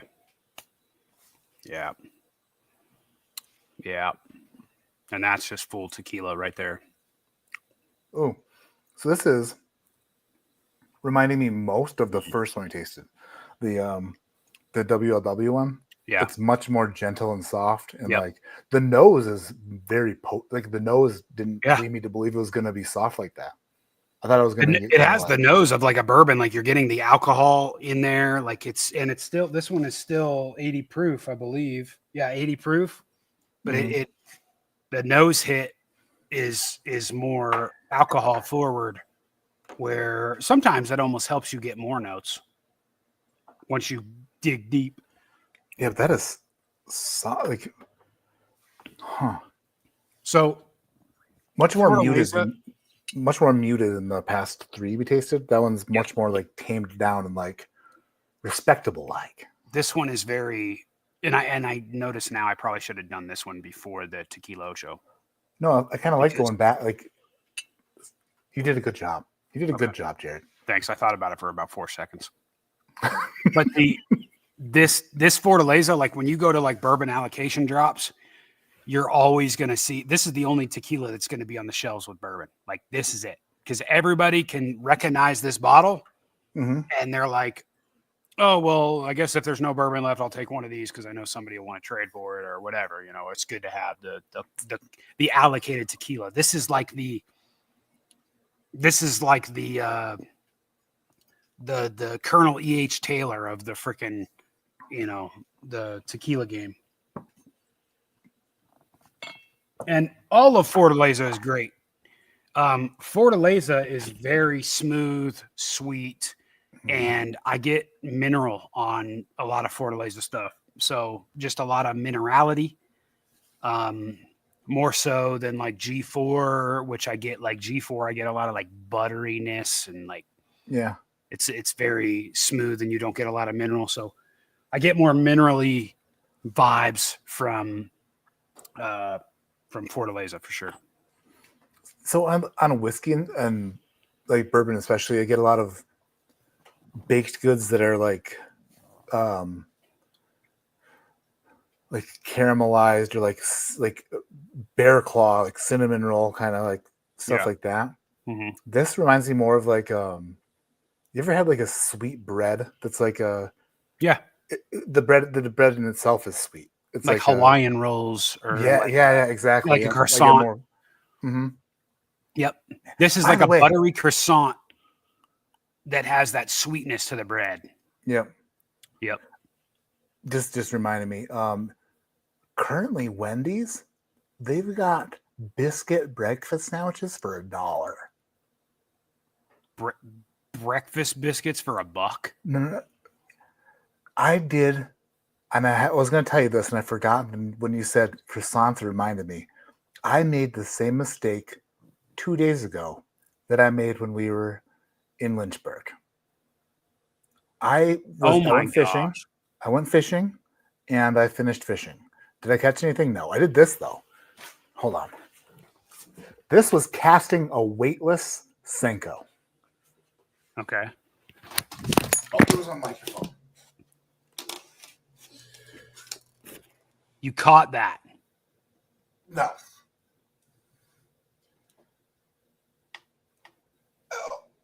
You caught a broken rod. Or you broke your rod. I snapped my rod casting a weightless Senko. Snapped it right in Is it half. 2-piece? No, one piece. It's a 1-piece?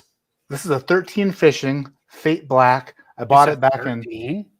So I have two of these rods. The first one, the tip of it snapped when I casted a friggin' inline spinner, and I emailed 13. So I got a warranty rod.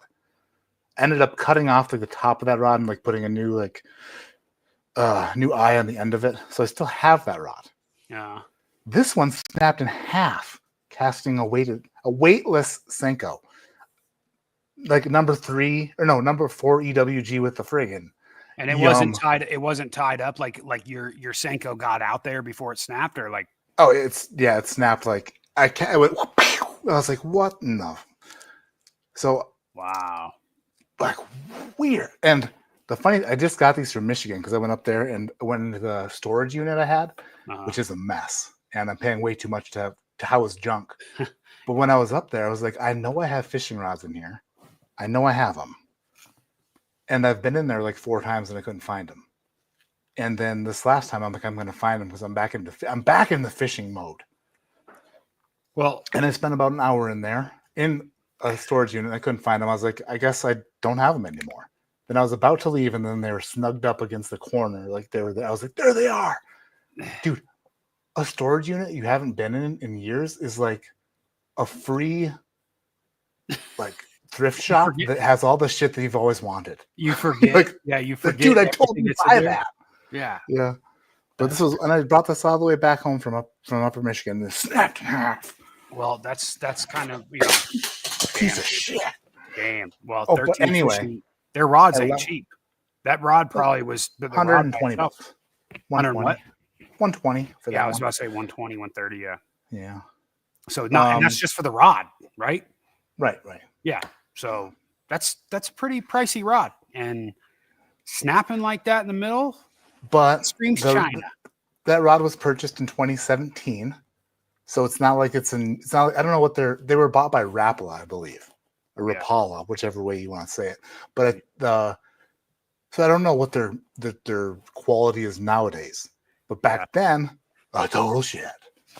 Oh yeah, I know. Like, world? I remember when they came on board. But anyway, so I was done fishing, and then I was like, I remembered.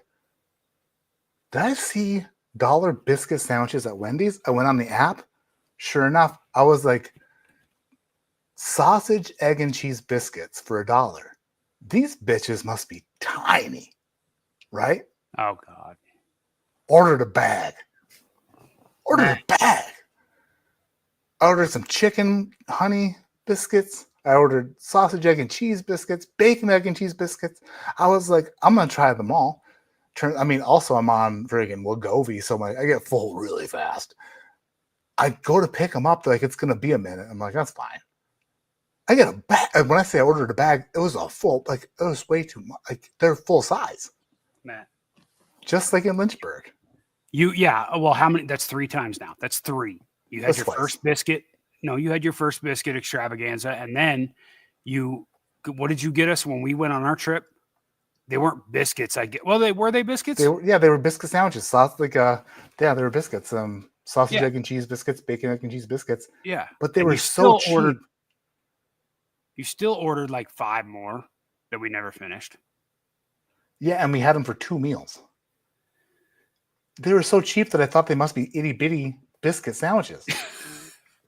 So I ordered all of them. Can't you just appreciate a good deal?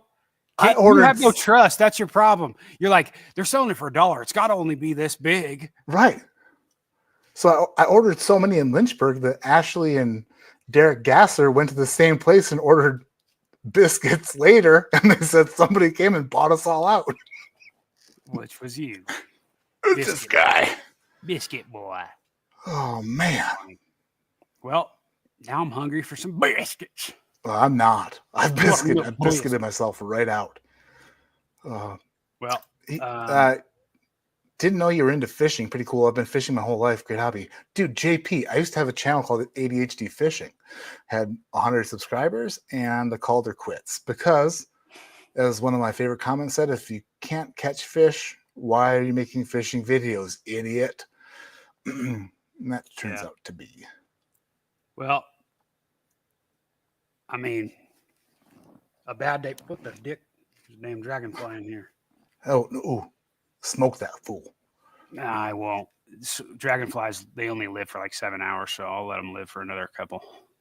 Is that true? Yeah. Dragonflies don't live very long, dude. They live around here. They don't. They literally live for like 8 hours, bro. That's crazy. Yeah. They spent so much of their life annoying you. Yeah. That's kind of a dick move. But hey, when we're talking about fishing, if you ever have a dragonfly land on your rod, it's like good luck, dude. I've heard that. Yeah. Next to my banana. Yeah. Well, that's on a boat. I'm a big fan of bananas in the morning, so I've brung.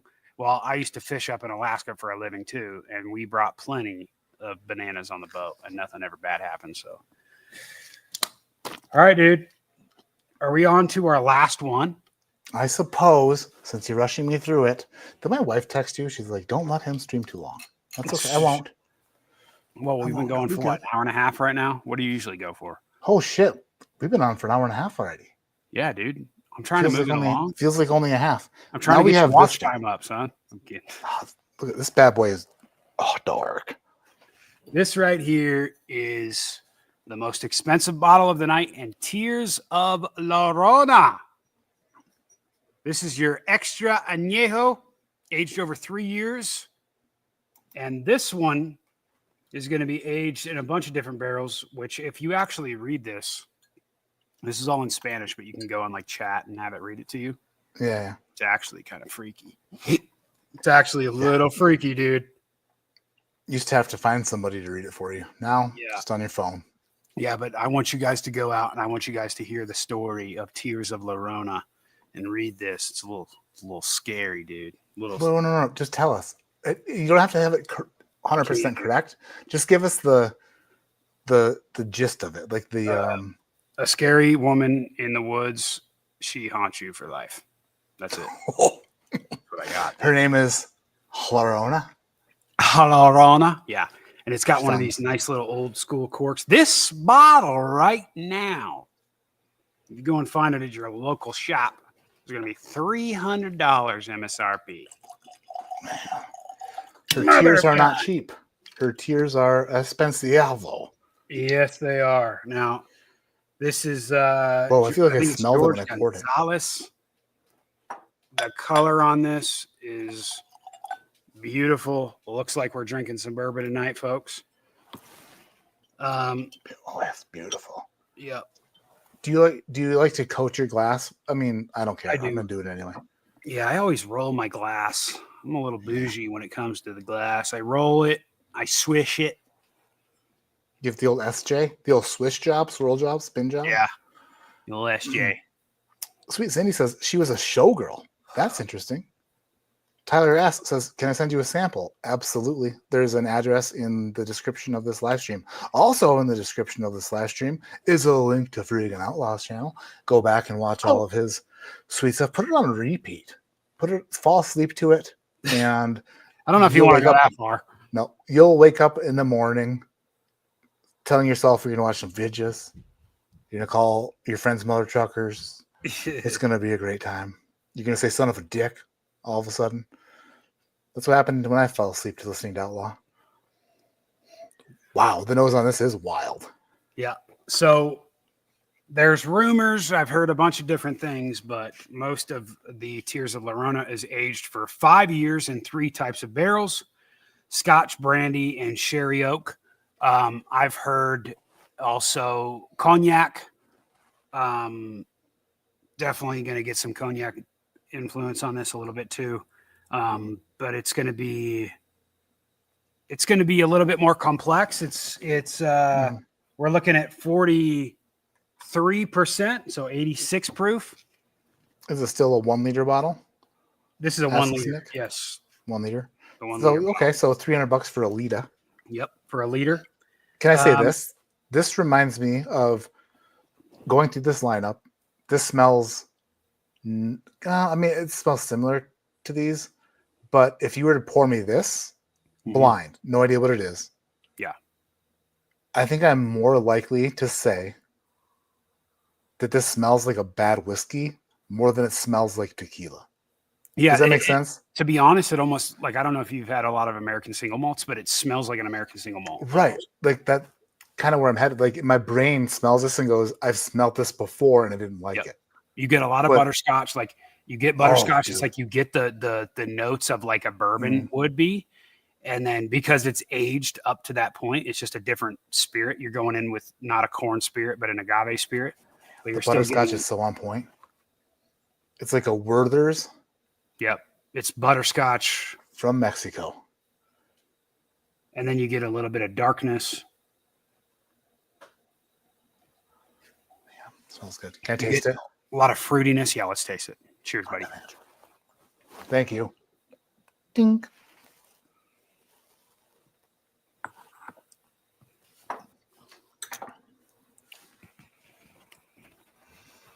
A lot of minerality right off the bat.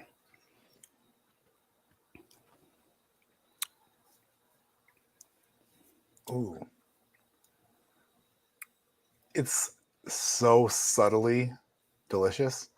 Yeah, it's very light on the palate. Like it's so, when you have like a heavy proof bourbon, like you're drinking like a Russell's 13 or something like that, it coats your mouth and you're like getting all of these different flavors at once. And you're like, oh man, ho. This, at 86 proof, everything is very subtle and it's just like nice. It's like, oh yeah, it's a light, nice treat. It at first you think that you're going to be disappointed because it's like it doesn't build the way you want it to build. Yep. It on the palate it starts and then immediately kind of like we're done. Yep. But then as it's like it's just like the roller coaster, but it's like a little slope. But then the ride on the way down is so long and enjoyable and raisiny. It's almost like dates, like a datey, raisiny, almost like a cognac kind of flavor on the back end of that. Yeah. But it's extended and just it's delightful. And I don't say delightful very often, unless I'm talking about you or Daniel Shook. You're both very delightful. I appreciate you. And my mom's pretty delightful too, but I've never called her that. You're delightful, Mom. Like we're back in the 50s. This one is... What the hell? Oh, shit. What went over my head? Now I need to know. Right over my head. I don't know. I don't like when things go over my head. Good. The cigar bar? Oh, when she said that she was a showgirl? Crap, I don't know. Travis asks, sorry, what products are you selling now? Any nicotine patches yet? I'd love to sample. If so, no, it's Nick Safe. right? It's is that what the Outlaw dips? It's nicotine. Yeah, it's all tobacco. It's all 100% tobacco free, nicotine free, and we use a blend now with 6-methyl nicotine in it, which is 6-MN, which is a different analog of nicotine, and it's up to 3 times more potent than nicotine, but it's will give you the same effects as nicotine, but some studies have shown that it's less addictive, and it's a different molecular structure than nicotine itself. So you're able to get around some of the FDA ruling that happened a couple of years ago that happened with us and a lot of other companies out there. So, but we still do use black tea leaves for our mulch, and so we're 100% tobacco free, and you can still get that buzz you like if you want. Man, I was riding with Matt Bunch from Barrel King, and so he's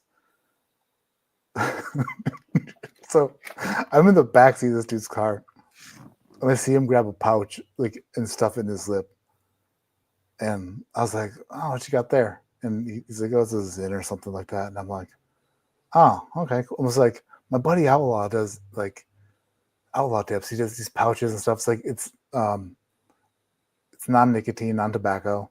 And he's like, "Oh, cool," And I was like, "I should get you some," And then like 2 minutes later, like see him stuff in another pouch, and then he takes out this like Ghostbuster-sized vape, and he just. I was like, "Oh, dude, you're beyond help!" Like, dude, this guy is just. Yeah, he's sucking and slurping. I was like, "Are you like?" I don't know how safe it is to. Maybe we need to wean you off the nicotine, Matt Punch. And he's like, but you know what? He's very productive, very sharp. And I think that whatever he's on, you should keep him on it for a bit. That's the, we got a new pouch coming out at the, in probably October, and they're called Reloads. And they're, we've manufactured them to be the same strengths as other nicotines that you'll get. Like a Zin will have 3, 6, and 12 or something like that. So we'll have a 3, a 7, and a 15, and it's made with the 6-MN, and it's obviously like I've been testing it for probably a year now, and it's like I've been doing just the testers. Like I have one in right now. Like it's amazing the like cognitive ability that it gives you compared to just. I don't know. It's wild, dude. It's wild. I need to get on some of that. I'll send you some, along with some tea. Oh, dude, sweet tea. Okay, but I'm not gonna talk about it because I don't want, But when it's out, when it's out, I'm talking about it. It's coming. It's coming. I'm super pumped about it. But also, I think that with these dental implants, these pouches probably sink right in. Like there's no. It's like it gets into places that things never got before. You probably just forget it's there, to be honest. I'll be so cognitive. Yeah. I'll be so cognitive. Yeah. Well, I would say that's like the dessert to like end the night kind of thing. Like that's a very man, thank you so it's finished in different type of casks. It's good, but it's not my favorite. It's not $300. It shouldn't be $300. It's still Tears of Llorona. Like anytime somebody sees this on the shelf and they're like getting into tequila, they know like, oh, I got to get me a bottle of that. But I have, like, for instance, I have an extra anejo here from Cascanes. This guy here. Whoa. Is that Spanish for Costco? Possibly. Yeah, probably. You say you got that from Cascanes? Yep. Cascanes right there. Okay. This is their extra anejo. This actually just dropped within the past couple of weeks. They haven't released this in like 6 years, and they just released it again. This, and I just got this a couple weeks ago, so that's why I didn't send you a sample. But this, in my opinion, is better than this Tears of Llorona. Alan Clark says, I've been looking for that with an exclamation point. Hard to find. Does that look like any Cristalino? What's that? Cristalino, yeah. The soccer player? Well, so yeah, Cristalino. You got let me see if he's talking about the brand. I can't remember if he's Carlos just picked that one up yesterday. Yeah, then Sweet Cindy says that one's great. the extra anejo is great. Coscones is great. Dude, I honestly was very I'm not going to use the word hesitant, but I was very I was super open-minded going into this.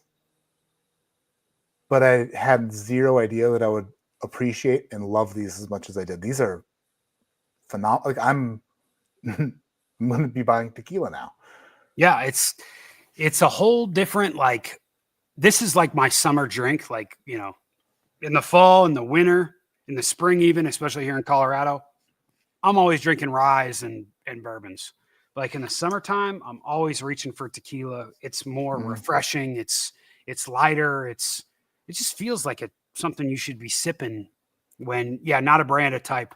Yeah, I just made sure he was talking about what I is. So Cristalino is like a charcoal filtered tequila. Like so there's a few different types, and I have a few like different the Lincoln types. County process for agave spirits. Yeah. Oh, And, Jason Kobe says the Mexican Costco uses brand El Curcalando. Silly. That makes sense. El Curcalando. Now, so I did a little thing, and I don't care if you don't like it, but I did it. I numbered my glasses, and I'm going to put them on the Julie Wheel of Confusion. I want to taste them again and find out which one my favorite is. Blind. Oh, perfect. Beautiful. I think I know which one's going to be your favorite, but I'm excited. So I took out. I honestly took out. I took out the tiers because I'll know which one it is. It's too dark. Yeah. The rest of them, however, very similar in color. Yeah, I won't know. I won't know shit. I won't remember. But I remember the last one is so dark that I'll definitely know. Do you like the way I just do this effortlessly? That is pure trust in myself.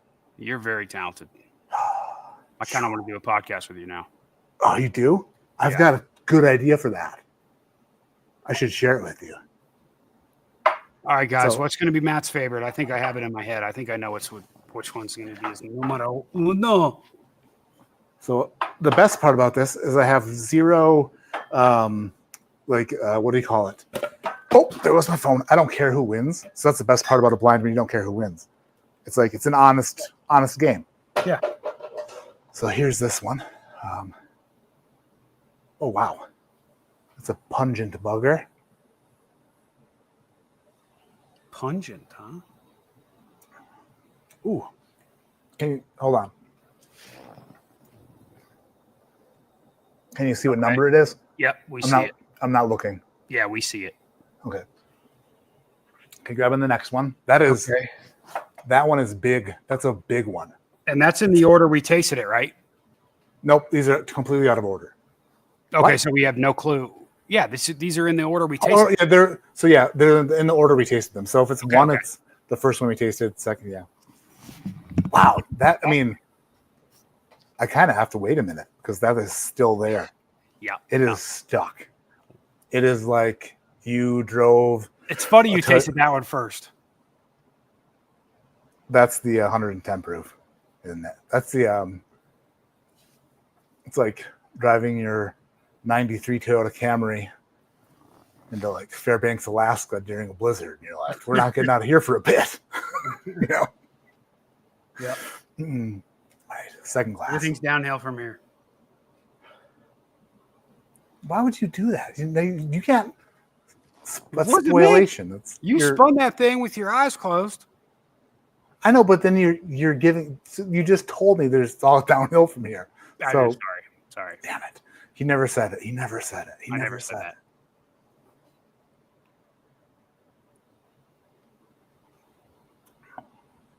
Ooh. Alan Clark said, summertime, I start with a couple tequilas, then move to some bourbon later in the night. Ooh. Alan, I'm the same way, dude. Sometimes what'd you got there? Okay. Yep. Can you see it? A little bit. Yeah, we got it. That one is different, but also phenomenal. That one, I do remember. I don't remember which one it was, but I remember thinking that one of them had almost a minty aspect to it. That one almost has a minty aspect, like a toothpastey, like. Yeah, makes sense. I could talk to you. I could close talk to you, like on an airplane in your good ear, and you wouldn't be upset about it because it'd be, oh, did he just brush his teeth with fragrant tequila? Yeah. Okay. It's nice. All right. Third one. Oh. Still minty on the palate, though. I wish I could just push a button and clear my palate. Yeah, I know it. Especially as a blender. Ooh. Yeah. But you, like we talked about this on the airplane that we were on. For all of your dips and everything, like you also have a tremendous palate. You do a bunch of different things, from all of your different products, your dips, but then you're also into spirits. You love a good sweet tea. A lot of good videos on sweet tea. Yeah. By the way, I have to say this. I've been watching some other YouTube fishing videos as of late. So there was like the Guggen Squad guys who were like the first, like they were like the front line going into like, you know, the Flares, the John B's, the Lake Fork guys, the Alec Perricks. You know what I mean? Like they like stormed and then Guggen Squad was built. And then the second wave came in, and I never watched the second wave. The AO fishing, the Lojos, the fishing with smalls, like these guys, I haven't watched them before. Now I'm like, oh, okay, I'm getting into these guys. And one of them says videos. And I'm like, that son of a bitch. I know he got that from Outlaw. Who? He had to have, right? Better tell me right now. It might be AO. I've never heard of these guys, but I'm freaking coming for them, dude. I'm sick of this crap, dude. I'm sick of it.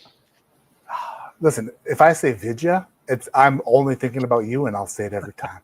Say, Vidya. Like, I have never said it. I've wanted to say it so hard. Yeah. I've wanted to say it. You can say it as many times as you want, man. I got you, bro. If you ever hear me say Vidya in a video, I want you to know that I'm only thinking of you. And it's a salute to you. Yeah.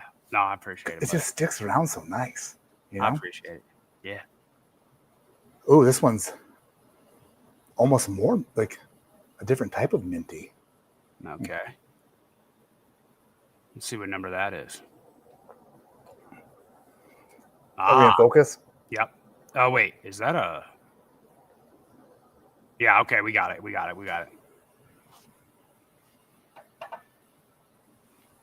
Okay. So I'm going to put these... Damn it, that's good too. These are all way too good to do this. If I were to get into tequila, like I'm into bourbon. Like I love tequila now. Let's fast forward a year. And I love tequila. And then I look back on this blind. Will I be like, holy shit, that was a crazy blind. That was a crazy flight. Yeah. That happened at the beginning of my whiskey thing too. People sent me stuff and I'm like a flight of stuff where I was like, I didn't know how much to appreciate it at the time. And I kind of feel like this is happening again. Kind of. Man, do I like, okay, I think, I don't know. Hard to say. Okay, moving on to the next one. The next one, ooh. This smells more caramelly and baked good like. I'm going to taste it in a second, but can you see the number on there? Keep spinning. You're going to have to give me $1 soon. There you go. We got it. All right. More baked good, more like powdered sugar and like bakery sweetness. Yep. Oh, it smells so good. It smells completely different than the last two. I don't know if you guys are keeping track at home, but this is... Ooh. That's got to be either 1 or 6. No, wait. Crap. It's light. It's subtle. It's delicious. These are all running together. I'm doing it too fast, but I have to do it fast. Yeah. What, you got one more? Yeah. I think I said, what did I set aside? 1 and 7? think I set aside 1 and 7. Yeah. You haven't done 1 and 7 yet.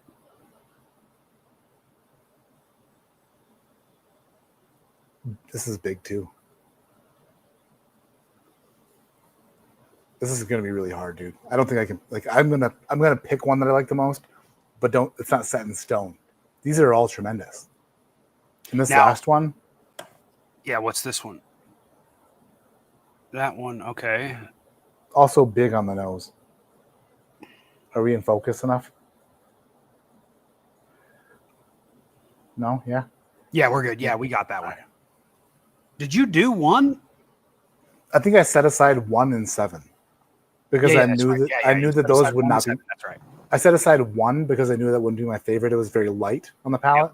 Yep. Then I set aside 7 because it's obviously if I looked at it, it would give it away. Right. Yep. So this is your last one. Yep. Got it. Yeah. Now, while Matt's tasting that one, I brought one more bottle out that I wanted to show you guys. If you are into tequila, in my opinion, now this is actually not considered tequila as well, but this, in my opinion, is the tequila of the year. This is one of the most amazing things I've ever put in my mouth. This comes from Cascanes as well. This is Nuestras Races. Whoa. Yeah, I don't even know. Excuse me? This right here is what you call jungle juice. This is an agave spirit. It's a still strength blanco coming in at 94 proof. An homage to tradition based on centuries-old indigenous recipe discovered in a moonshine jungle still. And they make this liquid, this beautiful liquid, in a moonshine jungle still to this day. This right here just came out. It is by far the best agave spirit I've ever put in my mouth. So good. Tequila Matchmaker, which is like the creme de la creme. It is like the Ascot Awards. It is like when Matt does a review on a video, everybody knows it is numero uno. I think this got like a 94 or 95 on Tequila Matchmaker. It's, in my opinion, the best tequila that's come out this year. And if you guys see it on your shelf, grab you one. I'm telling you right now, it is a roller coaster on the tongue. I wish I could have had some for Matt. The ABV, what did I say? 94? Yeah, 94%, 47% alcohol by volume. So it's a little bit higher up there for a tequila. Not too high. I think it's great for everybody. Dad says I'll have to rewatch to that work. Cheers. Dad, Thanks, Dad, dude, come on. It's 2025, bro. I know you got a computer in front of you at work. Or just put AirPod in, son. A thing in your ear and just pretend to listen to at your meeting at whatever the hell time. So these all ran together like pretty hard. Yeah. It was difficult for me to really hone in on which ones I like the most, but this is my order I came up with. Last place. Yeah, we'll go. I know how to do a reveal. I mean, I'm not going to give you in first place. Like, dude, learn how to do a podcast with Outlaw. Right? Sorry, dude. I'm sorry. Last place. After tasting through these and retasting them, this one just felt like. I think if I were to taste them spread out further, took notes, it might do better. But it wasn't. It didn't hold up to the rest of them. And now number one. What bourbon now? Number 1 I took out. Number 7 I took out. So Tears of Llorona, right? That was number 7. Yep. She's not in the fight, blindly. Yeah. But in last place was number 6. Number 6, dude. Oh, so that was at the top of the damn thing. That was the Fortaleza anejo. Only because it just didn't hold up to the rest as far as the palate went. Right. And when I was blinding them. And it's so when I funny tasted it, I loved it. If you watch Fortaleza blinds, Fortaleza always comes in last. It's because it's so smooth and it's so sweet, but it just doesn't have that long lasting kind of like taste on the palate. There's minerality there that kind of throws you off. Is that the one that had a big nose? Yeah, it had a big nose. Then it kind of was subtle on the palate. Yep. Okay. Yep. I'm not surprised Woodman's by are that. better than. Oh, Woodman's are the two. And people, hey, just so you know, people pay $400 or $500 for these freaking bottles, man. So when I tasted it by itself, I thought it was amazing. But speed tasting them, that's why it just fell off on the palate a little bit. Yeah. No, I'm a newbie and I don't. I 100% agree. I 100% agree. You ever been to a Woodman's, Outlaw? No. So Woodman's is like this enormous grocery store that they have in Wisconsin and Illinois. They're like, it's like the Fleet Farm of grocery stores. Okay. And I know you know a Fleet Farm. Yeah. Yeah, it's like the biggest, but then they also have an attached liquor section. And in Wisconsin, they don't do like minimum pricing on liquor. So they can get you in the door with low prices on liquor and then have you buy groceries. So like they can use liquor as like their, not a lot of states allow you to do it, but Wisconsin does. So you can go into friggin' Woodman's and get like super low prices on liquor. Yeah. And then go grocery shopping too. Right. So good. And they're always usually next to a Fleet Farm, which is awesome. Yeah. I love Fleet Farm. Yeah. Best. And fourth place was number 2. Number 2. That was right. the CYPB. Craft Your Perfect Bourbon, yeah. Yep. That was the CYPB. Huge on the nose. Big nose. Big nose. Falls off on the palate a little bit as well. And I could see how you like this a little bit more than the Fortaleza because this one has a little bit of like that spiciness to it, just a little bit. Like there's a little oomph there over the Fortaleza where it's just sweet and subtle all the way through. And it's a great note, but like this one has a little bit of that. I would almost say this one has like a pepperiness that you're just like, it's like right off the bat where you're like, oh yeah, this one's like, it's a little bit better. I've never had white pepper, but people use a white pepper tasting note. And I can see that being I can see it being peppery, but not like a black pepper. Right. Yeah. I don't know if that makes sense at all. Yeah. And then sometimes I say peppery just with the way it feels on your tongue. Mm-hmm. Oh, that makes sense. Yep. Cajun. Damn it. Wow, that's a hard name. You know, if I were a teacher, I would butcher that, and you'd Kagan. But the last name really gets you. Azaria. You think, dude, you just freaking nailed that. Yeah, Kagan Azaria. Yeah. You'd have to be like, come on, Kagan. Did I get that right, man? Yeah, Kagan Azaria, says Jared. I would have been like, Cajun Azaria. Curiosity Public Dutch has done videos on tequila wines. Fortaleza usually does come in last. We talked about that. Yep. Me and Outlaw had a long conversation about Curiosity Public, who used to be, holy shit, the Bourbon Guild. Wow. We almost lost it that time. Yep. We spent, I think, 25 minutes on the airplane trying to remember Dylan. One of Dylan's name. Was it Dylan? Yeah, we're like Dutch Jules. Like, what's his name? Like Dylan, the butcher at Bakersfield, and then we just gave up on it. And then out of nowhere, I was like, Dylan. Yeah. The best guy on the show, Dylan. Yeah. I love him all. I said it so loud you heard it with your good ear.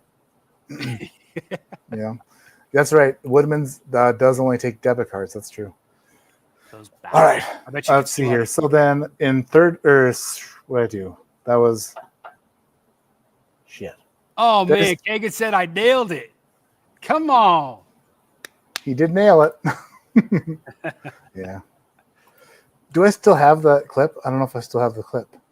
I don't think I do. I must have. Did I delete it? I was never going to delete it, and then sometimes I just have to. Shit, that's a bummer. You got to make room. I deleted the clip. Oh no! Wait, no, I did. Damn it! Thought I saw it for a second. All right, so you got. I was trying to say a word and then I didn't, and then you corrected me. It's a good one. Well, you've got Was a two good- left. Yep. So, well, so Right, there's. Hey, so Matt, close your eyes, look away. Why do I have to do both? Guys, it is between, right now, it is between these two bottles, which was my guess. I could be lying to you. It is between these two bottles right here that he is going for his favorite tequila of the night. Wait, no. You have 3 left, dude. No, I have 2. No, you got 3. Wait, which I've only revealed 2 so far. Yeah, you've only revealed 2. Oh, So you okay, got 3 left. So guys, hold on, close your eyes again. So those 2 and so that's pretty big, dude. All right, go ahead. You can now that my palate, you know what? Actually, that's unfair. I've been sitting here. I could have seen the numbers, and it would be unfair.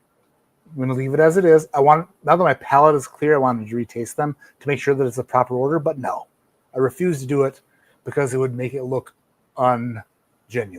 Ungenuine is not a word, but yeah. today No, I get what you're saying. Sometimes you just want to, but yeah. So you want to be genuine. in third place was it's empty as shit. That's number 4. Wow. Oh my gosh. I wish I would have said this out loud or put it in the chat because right now I wish you would have too. Why? On it. 4th place.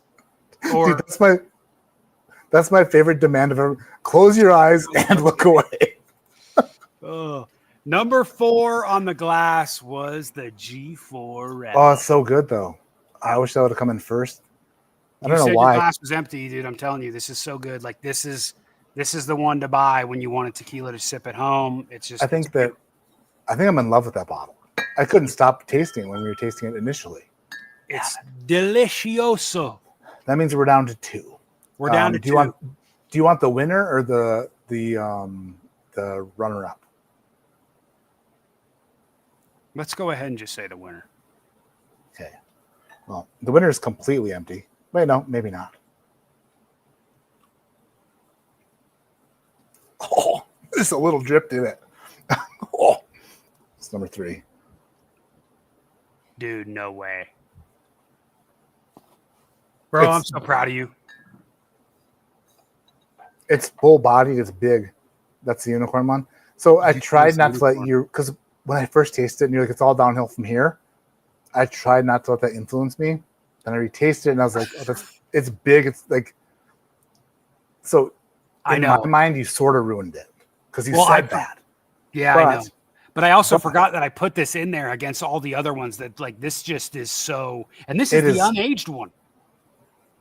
It's not aged at all? No, it's Blanco. Oh, wait. Damn.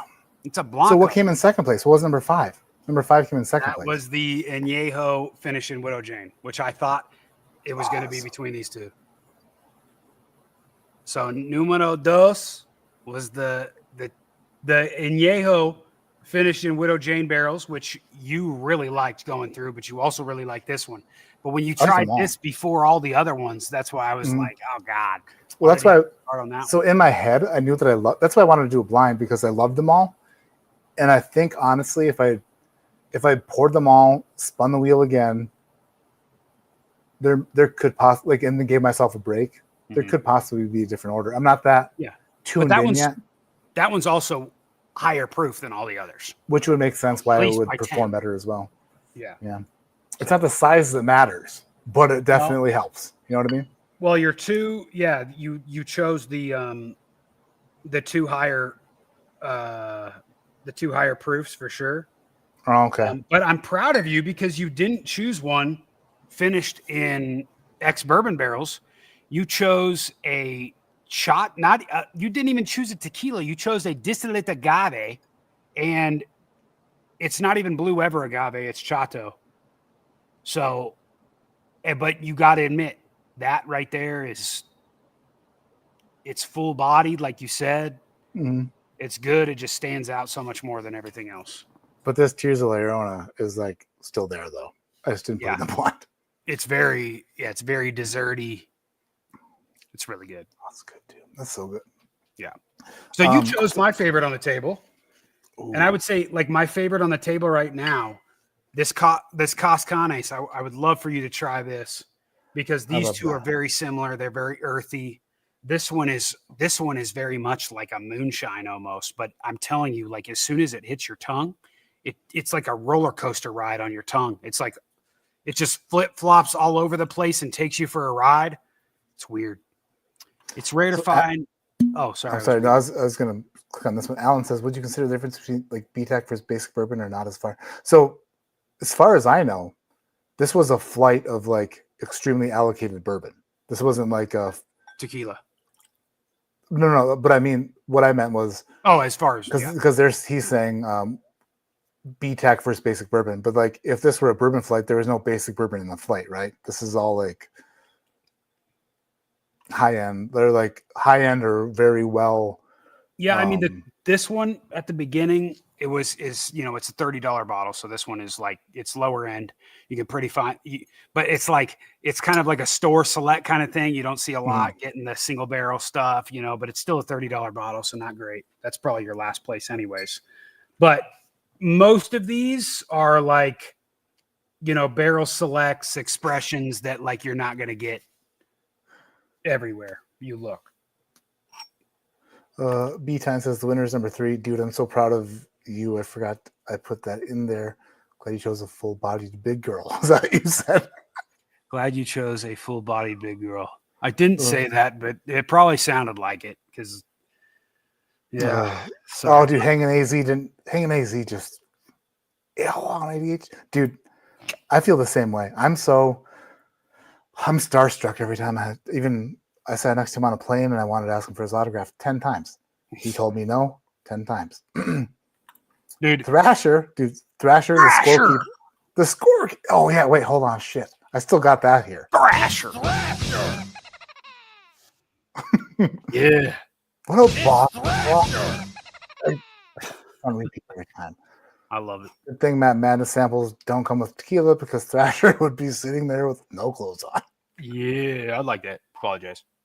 Oh man, you know what? I felt like I'd be the same way, but we're not there quite yet. My mom laughed at Thrasher's joke. That's hilarious. By the way, next Friday, the 22nd, is the finals for Matt Madness. It's Shook of the Bourbon Junkies versus the Grease. The Grease made it all the way from the ground floor and defeated everybody in his path all the way to get to the finals. Should have been me. It's happening on the 22nd, which happens to be Thrasher's birthday. And he said he's going to scorekeep on his friggin' birthday. Dude. His 27th birthday. What a guy. Give or take. I can't be there, Thrasher. Should have been me, dude. Should have been me. Yeah, man. You love a good belt. Man, it's a bummer. Yeah. Dude, thank you so much. So what happened tonight was this, and I'm going to be totally honest. Before tonight, I wouldn't walk through the tequila aisle looking at stuff. After tonight, what you've done is changed a man who has one thing on his mind. And by one thing, I mean probably several hundred things constantly running through his mind. But he just added another one. And that is walking through the the tequila aisle, sending you pictures and calling you on the phone saying, dude, did you say Corazon? And you're like, that's not it, dude. Not Corazon. You're in the wrong aisle. Yeah, well, I'm down with it, man. I'm down to get anybody into tequila because it's a spirit that is misunderstood. What? Holy shit. I just went, this is the Herrera. How you doing? It smells like Kool-Aid. Yeah. Yeah. So going into tonight, I thought that this had a Harunanos, hairy Legos, hairy vagina. That's not it. Hairy Duramax was. I thought that this was like a quality tequila, dude. Nah. This smells like something you'd hang from a Christmas tree. Yeah. And then suck on throughout the year. It's amazing the difference between your additive tequilas in your additive-free. Holy shit. That's like drinking a flavored whiskey after drinking, Yeah. That's like drinking Fireball after drinking bourbon. Yep. That's absolutely insane. Yeah. You know, with all of these, especially the one I'm drinking now, this Nuestras. Oh, Like, you get. I mean, there's so much in tequila that we didn't even get into tonight. The highlands, the lowlands, different types of agaves that these are the different soil types that they're using, like the CRTs. There's so many different things. The cathode ray tubes. It's type of television. Dude, I'm telling you how bourbon blew up. And like, there's a lot of bourbon YouTubers that just do bourbon content. Mm-hmm. I'm like, please just like broaden your horizons to tequila, because it's this whole other spirit that's just so beautiful. I like all the spirits. I'm into all of them. I got a problem. I got rum. I got freaking gin. I got tequila. I got mezcal. I got bourbon. I got rye. I got American single malts. I'm all over the place. I got scotch. I'm like, what in the world am I doing? I don't know, but I like them all. And I appreciate You're a man of many talents, and you're a complex man. I try to be. I don't know about me, but at least I like complex things. And you have a tattoo on your inner bicep of your Outlaw logo. And when you were riding on the Denver transit train, after a weekend of rain and sweating and not catching any fish, but going to Jack Daniels, you were riding on the train from whatever the hell terminal to back to the friggin' whatever the hell we were going to. You were riding and you had your hand up and you were grasping onto the handle. And your sleeve was down and your friggin' tattoo was out and you looked like a friggin', you looked like a page out of a magazine. I was like, he could sell anything with that pose. He could sell anything with it. And then the door opened and a guy came in and said, Matt Porter, ADHD Whiskey? What's up? Can I get a picture? And I was like, hell yeah. But you could. It happened to be about 5 minutes later at the bathroom. Do you remember that? Yeah, the dude asked you for a picture at the urinal, which was pretty. Yeah, it was weird. It was a little weird. He's just watching you pee. We were just two Hollywood celebrities just walking through the airport together. But I swear to God, if I could have captured you were just holding on and like looking up, like I couldn't have asked you to pose any better. But the friggin' gun was all poking out of your shirt, and I was like, damn, Outlaw looking good. Well, and he also sends a mean tequila flight, and I appreciate that. Well, I'm glad you enjoyed it, dude, because it's hard to find people out there that like good tequila, and I'm glad I got to show you a little bit tonight. I honestly wish I didn't taste that stupid Heridas or whatever, because none of it tastes in my mouth that I don't want. Yeah, yeah. So luckily, I only tasted half of these samples. Man. You chose a banger for your numero uno, and this right here, especially for someone that doesn't drink, like when they first smell this or try this, it's going to be so earthy and so like it's going to be a down to earth spirit, literally, and they're just not going to go for that because they're going to want that sweeter profile. I'm proud of you, man. I'm proud of you. I think it's my refined palate. Oh, for sure. It definitely is. I took an IQ test last night, and it's very high. Seriously? It took me like 2 hours to do it. It was 20 questions. Timed? I think they probably should be. They probably should be timed. What? But this was online. Are you going to say what you got? Are you going to say your score? Oh, for sure. I'll tell you my score, but it's not right. What did it say? Not right. So this is I have an idea. I'm watching these successful fishing YouTube channels. I'm thinking air conditioner turned on. I'm coming up with like different ideas for outside of the box thinking for whiskey videos. Mm-hmm. And I'm willing to say it out loud. I don't give a shit. Somebody might take it and run with it because I don't have a partner to do it with. But a double Blake. So yeah. So I'm like, we do a blind taste off of whiskeys, but we have to take an IQ test first. And whatever you score on the IQ test is how much you can spend on a bottle, not $1 more. And then we do a taste off, and then the winner gets to keep both bottles. It's like right? So it's like it pays to be smart. So right? now I know why you want me to be your freaking podcast partner, because you know my IQ's low. You That was son of only- a dick. That was only one idea for her video. Whatever, dude. The other, like, I've got so many ideas, like how I don't know, like there's so many different things. Because what I realized was, these successful fishing YouTube channels that have come out after like the initial ones, fishing is in the DNA, but it's not 100% fishing. Like you can do fun things and keep it related. Like these guys do like camping challenges, building their own tents out of like different shit for different amounts of money, and then while they're in the tents they fish. Like, Matt, it's like don't. It hasn't really been done in become- this scene, but since the scene is like slowing down, we have to expand into different things. So See, but what you just said is original. What these other and I'm not calling it, I don't know anybody nowadays. I don't even pay attention to it, but I'm just saying, like, there's this, what you're saying right now, camping challenge, 24-hour Walmart survival challenge.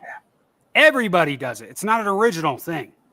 What you just said, who else has done that? The IQ thing? That's great. Well, I literally stole that from their ideas, though. Like, I'm like, what else? Because in my head, They did that?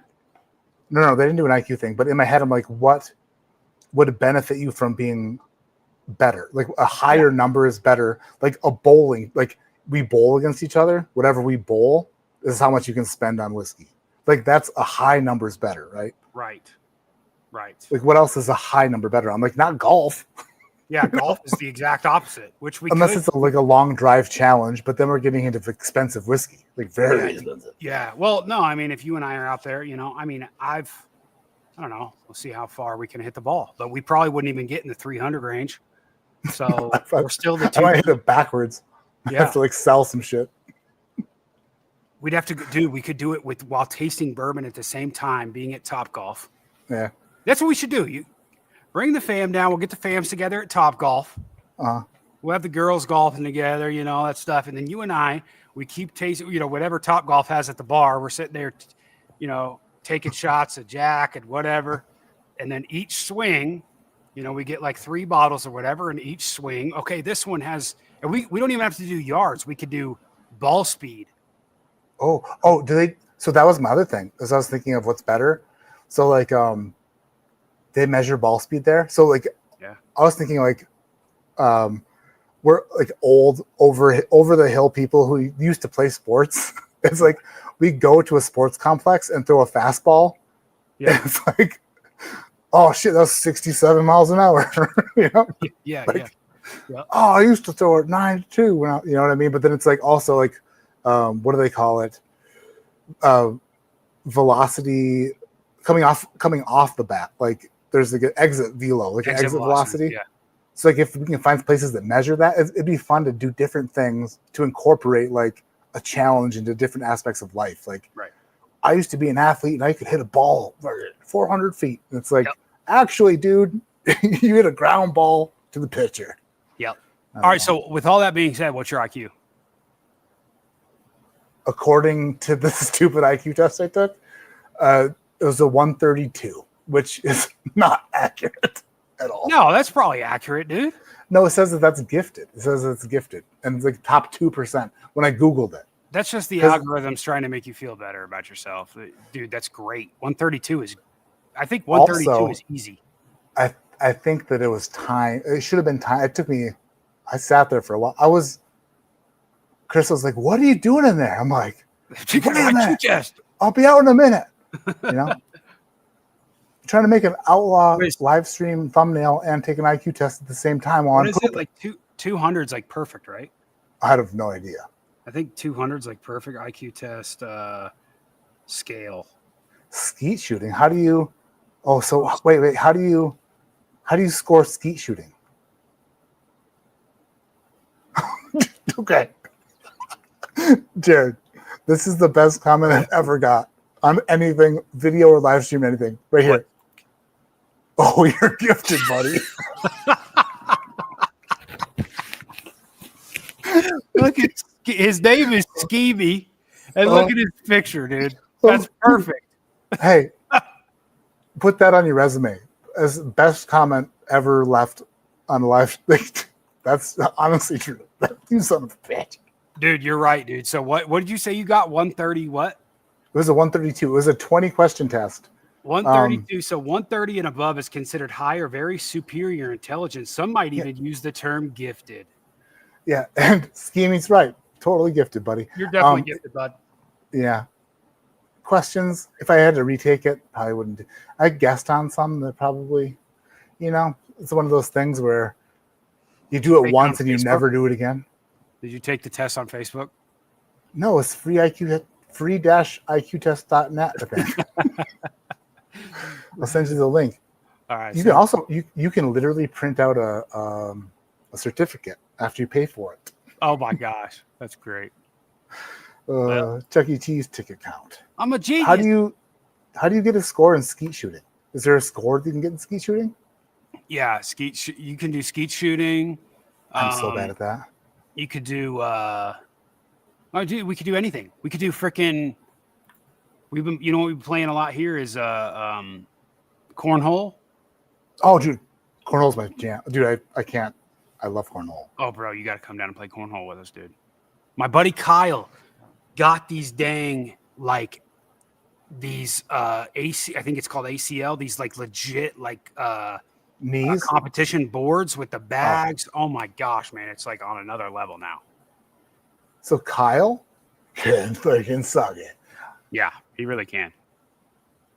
Oh, is it the same Kyle who bought you that bottle? Yeah, it's the same Kyle who double suck it. Didn't buy me a bottle. Bought you. Listen, he's probably. I'm gonna live by this and die by this. But going back to basically high school, not really high school, but when I lived in Chicago, I worked at a place we sold televisions and shit, but it wasn't always busy. And the guy who installed car stereos and stuff, he built boxes and stuff, like custom installs. On the side, he built boxes for bags or cornhole, whatever you want to call it. So in the store, when no customers were in the store, we just played cornhole all day. We called the bags, but all day indoors, just do. So if I get back in the rhythm, as George St. Pierre would say, the rhythm. Yeah, the rhythm. Oh, it's over. But I haven't been in the rhythm for a while. Yeah. Kind of like my heart rate.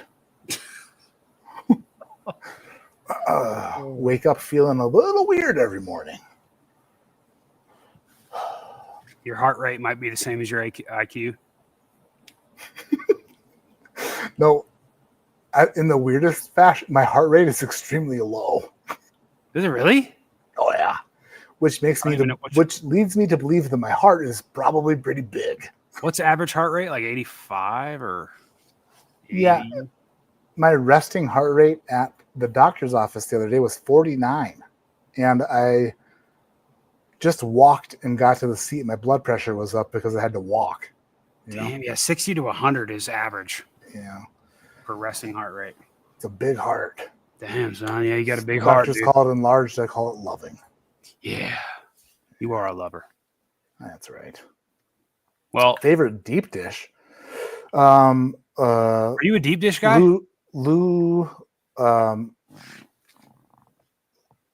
Why can't Lou shit? Why can't I think of the other part of his name? Lou shit. Oh, Lou Ferrigno? No, that's the Hulk. That is the Incredible Hulk. Yeah. Lou Malnati's. That's right. Lou Malnati's. Malnati's. My favorite. It's due to your casting and casting skills. What's casting and casting? Lay off the bait. I don't take beta blockers. Fat corn. Son of a bitch. Fat corn. Oh, jeez. Yeah. Anyway, I'm gonna let Outlaw go. He's been on here for actually, holy shit, 2.5 hours. I thought I was gonna. My wife asked me how long I'd be live streaming. I told her I didn't know. I didn't expect to be this long. I'm sorry. We need to catch up more often. That way, when we live stream, I don't have to talk your ear off. I just noticed that our Smoke and Barrel Saloon down here to the bottom right has a little agave plant in there, dude. Agave. Yeah, Yeah, I told it to do that. Then I wanted like wanted posters attached to these like barrels out front, but they didn't do it right. And I was like, undo. And then I think it gave it 2 suns actually. The 2 suns there. Like a sunset and a sun.